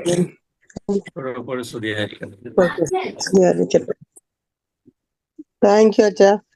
ഈ പ്രഭാതത്തിൽ ത്യാഗം സഹിച്ച് ഞങ്ങൾക്ക് വന്ന ഇത്ര നല്ല ക്ലാസ് തന്നതിന് ഒത്തിരി നന്ദിയുണ്ട്. അടുത്തതായി നമ്മൾ ഷിജു ജോസഫിനെ കൺക്ലൂഷന് വേണ്ടിയിട്ട് ഇൻവൈറ്റ് ചെയ്യുന്നു. ഓക്കെ മറിയമ്മ ചേച്ചി, നമ്മള് ഇന്നത്തെ ദിവസം അച്ഛനിലൂടെയും ജോൺസണിലൂടെയും എല്ലാം നമ്മൾ കേട്ടത് നമ്മളൊരു കൂട്ടായ്മയുടെ അനുഭവത്തിലാണ് എന്നുള്ളതാണ്. പ്രിയപ്പെട്ടവരെ, നമ്മളിപ്പോൾ ഇങ്ങനെ ഒരുമിച്ച് വന്നിരിക്കുന്നത് തന്നെ ഒരു കൂട്ടായ്മയുടെ സന്തോഷകരമായ അനുഭവത്തെ. എത്ര ദൂരങ്ങളിലാണ്, സാധിക്കുന്നവർക്ക് വേണമെങ്കിൽ വീഡിയോ ഓണാക്കാം, പരസ്പരം ഒന്ന് കാണാം. നമ്മൾ എത്രയോ ദൂരങ്ങളിലും അകലങ്ങളിലും ആയിരുന്നാണ്. ഒരർത്ഥത്തിൽ പറഞ്ഞാൽ രാത്രിയും പകലുമായിട്ടാണ് സംസാരിക്കുന്ന. ഞങ്ങളിവിടെ പകലായി ആരംഭിച്ചു, നിങ്ങളവിടെ സന്ധ്യയിൽ വിശ്രമിക്കാനായിട്ട് പോകുന്ന സമയമാണ്. അപ്പോൾ ഈ പ്രപഞ്ചം മുഴുവൻ ഒരു കൂട്ടായ്മയുടെ അനുഭവത്തിലാണ് എന്ന് നമുക്കറിയാം. ഒരു ചെടി എടുത്താൽ മണ്ണിനോട്, വെള്ളത്തോട്, സൂര്യനോട് ഒക്കെയുള്ള ഒരു ബന്ധത്തിലാണ് ആ ചെടി വളരുന്നത്. നമുക്ക് ചിലപ്പോൾ നിങ്ങൾ ശ്രദ്ധിച്ചിട്ടുണ്ടാവും, വഴി സൈഡിൽ നിൽക്കുന്ന ഫലവൃക്ഷങ്ങളിൽ കൂടുതൽ ഫലം ഉണ്ടാവും. കാരണം എന്താണെന്ന് ചോദിച്ചാൽ ഇത്രയേ ഉള്ളൂ, അത് ആ റോട്ടിലൂടെ പോകുന്ന ഒരുപാട് മനുഷ്യരുടെ സാന്നിധ്യം ആ വൃക്ഷത്തെ കൂടുതൽ ഫലദായകമാക്കാനായിട്ട് ഇടയാകുന്നു. അപ്പോൾ കൂട്ടായ്മ എന്ന് പറഞ്ഞാൽ ആത്യന്തികമായി നമ്മളെല്ലാം ഒരുമിച്ച് വന്ന് നമ്മൾ ചേർന്ന് നിൽക്കുന്നതിലൂടെ കൂടുതൽ ഫലമുള്ളവരായി നമ്മൾ മാറുകയാണ്. ഇന്നലെ നമ്മൾ അമേരിക്കയിൽ നമ്മൾ എല്ലാവരും ഇന്നലെ ഒരുമിച്ച് വന്ന് ഒരു മനസ്സോടെ ആത്മാഭിഷേകത്തിന് വേണ്ടി പ്രാർത്ഥിച്ചു. സമയം പോയത് അറിഞ്ഞില്ല, നമ്മൾ ഒരുമിച്ച് പ്രാർത്ഥിച്ചു. അത് നമ്മളെ ഏറെ സജീവമാക്കി. എല്ലാ ബുധനാഴ്ചയും നമുക്ക് അങ്ങനെ ഒന്ന് ഒരുമിച്ച് വന്നാൽ പ്രാർത്ഥിച്ചാലോ എന്ന് പറഞ്ഞു. ഇത് കൂട്ടായ്മയിലേക്കുള്ള നമ്മുടെ വളർച്ചയാണ്. ഒരു മനുഷ്യൻ, ആ മനുഷ്യൻ സ്ത്രീയും പുരുഷനുമാകുന്ന കൂട്ടായ്മ, അവിടെ നിന്ന് കുടുംബം എന്ന ബന്ധത്തിൽ, മക്കൾ ആ പ്രകൃതിയുമായുള്ള ബന്ധത്തിൽ, അത് കഴിഞ്ഞ് രാജ്യമായി, ഇങ്ങനെ സാവധാനം കൂട്ടായ്മ വളരുന്നത് നമുക്ക് കാണാനാകുന്നുണ്ട്. എൻ്റെ ജീവിതത്തിൽ എന്നെ ധാരാളമായി സഹായിച്ചത്, വളരാൻ ഇടയാക്കിയത് കൂട്ടായ്മയാണ്. അതിന് ഒരു കുടുംബം എന്ന കൂട്ടായ്മയുണ്ട്, മാതാപിതാക്കൾ, മക്കൾ എന്ന് പറയുന്ന ഒരു കൂട്ടായ്മ. അത് ഏറ്റവും സ്വീറ്റായിട്ടുള്ള, ഏറ്റവും മനോഹരമായിട്ടുള്ള, സ്നേഹത്തിന്റെ ഏറ്റവും കവിഞ്ഞൊഴികൾ നടക്കുന്ന ഒരു ഇടമാകണം. ചിലപ്പോഴെങ്കിലും നമുക്ക് തോന്നും, ദൈവമേ ഈ കുടുംബത്തിൽ ഉണ്ടായിപ്പോയല്ലോ, ഇവിടെ തന്നെയാണല്ലോ ഉണ്ടായെന്നൊക്കെ തോന്നാം. പക്ഷെ അത് ആ നല്ല കൂട്ടായ്മയുടെ ഒരു അനുഭവം ഉണ്ടാകത്തുണ്ട്. ദൈവമേ ഇയാളെ തന്നെ ഭർത്താവായിട്ട്, ഇതിനെ തന്നെ ഭാര്യയായിട്ട്, ഇവരെ തന്നെ മക്കളായിട്ടൊക്കെ തന്നല്ലോ എന്നൊക്കെ തോന്നാം. പക്ഷെ ഏറ്റവും സ്വീറ്റായിട്ടുള്ള കൂട്ടായ്മ, ഏറ്റവും അനുഗ്രഹീതമായൊരു കൂട്ടായ്മ, അത് കുടുംബത്തിന്റെ കൂട്ടായ്മയാണ്. നമ്മുടെ ജീവിതത്തിന്റെ എല്ലാ പ്രയാസങ്ങളും സങ്കടങ്ങളും സന്തോഷങ്ങളുമായി നമുക്ക് ഒരുമിച്ചായിരിക്കാൻ കഴിയുന്ന ഇടം. ഞാൻ സാധാരണ സ്കൂളിൽ പഠിക്കുന്ന സമയത്ത് ഒരിക്കലും സ്റ്റേജിൽ കയറി നിന്നിട്ടുള്ള ആളല്ല ഞാൻ. ഭയങ്കര പേടിയുള്ള ആളായിരുന്നു. എൻ്റെ പ്രാർത്ഥനാ കൂട്ടായ്മ, ജീസൂത്ത് കൂട്ടായ്മയാണ് എന്നെ കൂടുതൽ അത്തരത്തിൽ പ്രാർത്ഥിക്കാൻ, ഒരുമിച്ച് വന്ന് സ്വയം പ്രേരിതമായി പ്രാർത്ഥിക്കാൻ, 4 പേരുടെ മുമ്പിൽ നിന്ന് വചനം പങ്കുവെക്കാനൊക്കെ എന്നെ വളരാൻ സഹായിച്ച ആദ്യ കൂട്ടായ്മയുടെ ഒരു ഭാഗം ജീസൂത്താണ്. എൻ്റെ സൺഡേ സ്കൂൾ കൂട്ടായ്മ, കാറ്റീസവും കുട്ടികളും ഞങ്ങൾ ഒരുമിച്ചുള്ള ടൂറ്, ഇങ്ങനത്തെ കാര്യങ്ങളെല്ലാം എൻ്റെ ജീവിതത്തെ വളരാനായിട്ട് സഹായിച്ചിട്ടുണ്ട്. അവിടെ ഇങ്ങോട്ട് വരുമ്പോൾ ഈ നന്മയുള്ള, സ്നേഹമുള്ള, പ്രാർത്ഥനയുള്ള ധാരാളം മനുഷ്യരുമായിട്ട് ചേർന്നുള്ള കൂട്ടായ്മ എന്നെ സഹായിച്ചു. ജീസൂത്തുമായുള്ള വലിയ കുടുംബങ്ങളുടെ കൂട്ടായ്മയാണ് എന്നെ കൂടുതൽ മക്കളുള്ള കുടുംബത്തിന്റെ ഭാഗമായി വളരണം എന്ന ഒരു ചിന്ത എൻ്റെ മനസ്സിൽ ആഴപ്പെടുത്തിയത്. കാരണം ഞങ്ങൾ 2 മക്കളുള്ള വീട്ടിലാണ് ഞാൻ ജനിച്ചത്, ഞാനും എൻ്റെ ട്വിൻ ബ്രദർ ശുഭവും. പക്ഷെ അവിടെ നിന്ന് കൂടുതൽ മക്കൾ ദൈവാനുഗ്രഹമാണെന്ന ബോധ്യവും പഠനവും കൂട്ടായ്മയുടെ വെളിച്ചത്തിൽ പ്രോലൈഫും ഒക്കെ ആയി ബന്ധപ്പെട്ട് എനിക്ക് ധാരാളം കിട്ടി. ഇങ്ങനെ ധാരാളം വലിയ കുടുംബങ്ങളിൽ പോയത് എന്നെ അത്തരത്തിൽ വളരാൻ സഹായിച്ചു. പിന്നീട് സാവധാനം കർത്താവ് മനസ്സിൽ തന്ന എൻ്റെ വിവാഹത്തിന് മുമ്പ് തന്നെ ഹോളി ഹോം എന്ന് പറയുന്ന ഒരു കൂട്ടായ്മയുടെ ആരംഭം കുറിക്കാൻ, അത് തുടങ്ങാനായിട്ട് ദൈവം പ്രേരിപ്പിച്ചു. വലിയ കുടുംബങ്ങൾ, കൂടുതൽ മക്കളുള്ള കുടുംബങ്ങൾ, മിഷണറി കുടുംബങ്ങളായി രൂപപ്പെടുത്തുക. അത്തരത്തിലുള്ള ചിന്തകളുമായി ബന്ധപ്പെട്ട് അനേകരോട് സംസാരിക്കുകയും ഇടപെടുകയും കഴിഞ്ഞുപോയ വർഷങ്ങളിലൂടെ എല്ലാം ആ ഒരു കൂട്ടായ്മയെ പണിതുയർത്താൻ ദൈവം എന്നെ സഹായിക്കുകയും ചെയ്തു. ഞാൻ നോക്കുമ്പോൾ ഭൗതികമായി അല്ലെങ്കിൽ മറ്റു തരത്തിൽ അങ്ങനെ കാര്യങ്ങൾ പണിതുയർത്താൻ പറ്റുന്ന ഒരു അറിവോ കഴിവോ പ്രാപ്തിയോ എനിക്കില്ല. പക്ഷെ അനേകരുടെ സാന്നിധ്യം, വളർച്ച ഒക്കെ സഹായകമായി. ഈ ഒരു നമ്മുടെ ഓൺലൈൻ കൂട്ടായ്മ തന്നെ രാവിലെ വളരെ തിരക്കുകൾക്കിടയിൽ ജോഷിയച്ചൻ നമ്മളോടൊപ്പം കയറുന്നുണ്ട്. നമ്മൾ ഓരോരുത്തരും വിവിധങ്ങളായ തിരക്കുകൾക്കിടയിൽ നമ്മൾ ഒരുമിച്ച് വരുന്നുണ്ട്. നമ്മളെല്ലാവരുടെയും ഒരുമിച്ചുള്ള വരവ് ഈ കൂട്ടായ്മയെ കൂടുതൽ സജീവമാക്കുന്നുണ്ട്. നന്മ ചെയ്യാൻ, സ്നേഹിക്കാൻ, പരസ്പരം കാര്യങ്ങളെക്കുറിച്ച് മനസ്സിലാക്കാൻ, നമ്മുടെ കുറവുകൾ പരിഹരിക്കപ്പെടാൻ, ഒരുമിച്ച് പ്രാർത്ഥിക്കാൻ, ഇങ്ങനെ എന്തേലും കാര്യങ്ങളാണ് നമ്മൾ എണ്ണിയാൽ ഈ കൂട്ടായ്മ നമുക്ക് തരുന്നത്.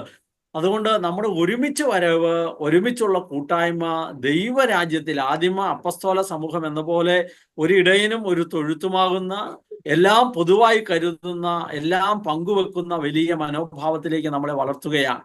എൻ്റെ ജീവിതത്തിൽ ഈ കൂട്ടായ്മ എന്നെ ഏറ്റവും അധികം സഹായിച്ചിട്ടുള്ള ഒരു കാര്യം, എനിക്കുള്ളത് മറ്റുള്ളവർക്ക് കൊടുക്കാൻ തക്കവിധം എന്നെ കുറേം കൂടി ഔദാര്യമുള്ള വ്യക്തിത്വത്തിലേക്ക് വളർത്തി എന്നുള്ളതാണ്. ഞാൻ വളരെ സ്വാർത്ഥനായ ആളായിരുന്നു. കാരണം ഞാൻ കുഞ്ഞുനാളിൽ ഓർക്കുന്നുണ്ട്, വീട്ടിൽ 2 ആപ്പിൾ കൊണ്ടുവന്നാൽ 4 ആപ്പിൾ കൊണ്ടുവന്നാൽ എല്ലാം എടുത്ത് കടിച്ചിട്ട് വെക്കും. കാരണം വേറെ ആരും എടുക്കരുത്. പക്ഷേ സാവധാനം ഈ ഒരു കൂട്ടായ്മയുടെ വളർച്ചയിൽ എല്ലാം കൊടുക്കാൻ, എൻ്റെ വീട് വളരെ ഓപ്പണായി തുറന്നിടാൻ, എൻ്റെ വീട്ടിൽ എല്ലാവരെയും സ്വീകരിക്കാൻ, എല്ലാവരെയും വീട്ടിലേക്ക് സ്വാതന്ത്ര്യത്തോടെ കടന്നു ചെല്ലാനൊക്കെ എന്നെ സഹായിച്ചത് ഈ കൂട്ടായ്മയുടെ അനുഭവമാണ്. ആദിമ സഭയിൽ എന്ന പോലെ ഒരുമിച്ച് വളരാനും പരസ്പരം വളർത്താനും അങ്ങനെ കൈകോർത്ത് പിടിച്ച് ദൈവരാജ്യത്തിന്റെ വലിയ സജീവമായ അംഗങ്ങളായി മാറാനുമൊക്കെ എന്നെ സഹായിച്ചു ഈ കൂട്ടായ്മ എന്നുള്ളതാണ്. അതുകൊണ്ട് വിവിധങ്ങളായ കൂട്ടായ്മയുണ്ട്. പ്രാർത്ഥിക്കുന്നവരുടെയുണ്ട്, കള്ളന്മാരുടെയുണ്ട്, മദ്യപിക്കുന്നവരുടെയുണ്ട്. നാം ഇവിടെ പങ്കുവെക്കുന്നതെല്ലാം ദൈവസ്നേഹത്തിന്റെ അനുഭവത്തിൽ ആഴപ്പെട്ട് ദൈവസ്നേഹം പങ്കുവെച്ച് വളരുന്ന, ആത്മാവിനാൽ നിറഞ്ഞ് ആത്മപ്രേരണയാൽ ജീവിക്കുന്ന, സഭയോട് ചേർന്ന് വിശുദ്ധ കൂദാശകളോട് ചേർന്ന് നമ്മുടെ ജീവിതത്തെ പണിതുയർത്തുന്ന ഒരു കൂട്ടായ്മയെക്കുറിച്ചാണ് ഈ നമ്മൾ ഒരുമിച്ച് വരുന്ന ഈ കൂട്ടായ്മ. അതിന് നമ്മെ സഹായിക്കുന്നു. തീർച്ചയായും ഇത്തരത്തിൽ വളരുന്നത് വഴി നമ്മുടെ ജീവിതം കൂടുതൽ സമ്പന്നമാകും, കൂടുതൽ ശ്രേഷ്ഠമാകും, കൂടുതൽ മറ്റുള്ളവർക്ക് പ്രചോദനാത്മകമാകും, കൂടുതൽ സഭയെയും സമൂഹത്തെയും കൂടുതൽ ദൈവസ്നേഹാനുഭവത്തിൽ വളരാൻ ഇടയാക്കും. ഈ കൂട്ടായ്മയിൽ കൂടുതൽ തീക്ഷ്ണതയോടെ, കൂടുതൽ സജീവതയോടെ, വിശുദ്ധരെന്ന് ഒരുമിച്ച് പറയുന്നത് പോലെ, നിങ്ങൾ ഒരുമിച്ച് വരുമ്പോഴെല്ലാം നിങ്ങൾക്കൊരു സങ്കീർത്തനമോ സാരോപദേശമോ ഉണ്ടാകട്ടെ. ഓരോ ഒരുമിച്ച് വരവിനെ കുറിച്ചും കൂടുതൽ തീക്ഷ്ണതയും കൂടുതൽ താല്പര്യവും കൂടുതൽ ഇഷ്ടവും കൂടുതൽ ശ്രദ്ധയും ജാഗ്രതയും ഉണ്ടാകട്ടെ എന്ന് വചനം ഓർമ്മപ്പെടുത്തുന്നത് പോലെ നമ്മുടെ ഈ കൂട്ടായ്മ അത്തരത്തിൽ വളരുന്നതിൽ നമുക്ക് കൂടുതൽ ശ്രദ്ധിക്കാം. ആമേൻ.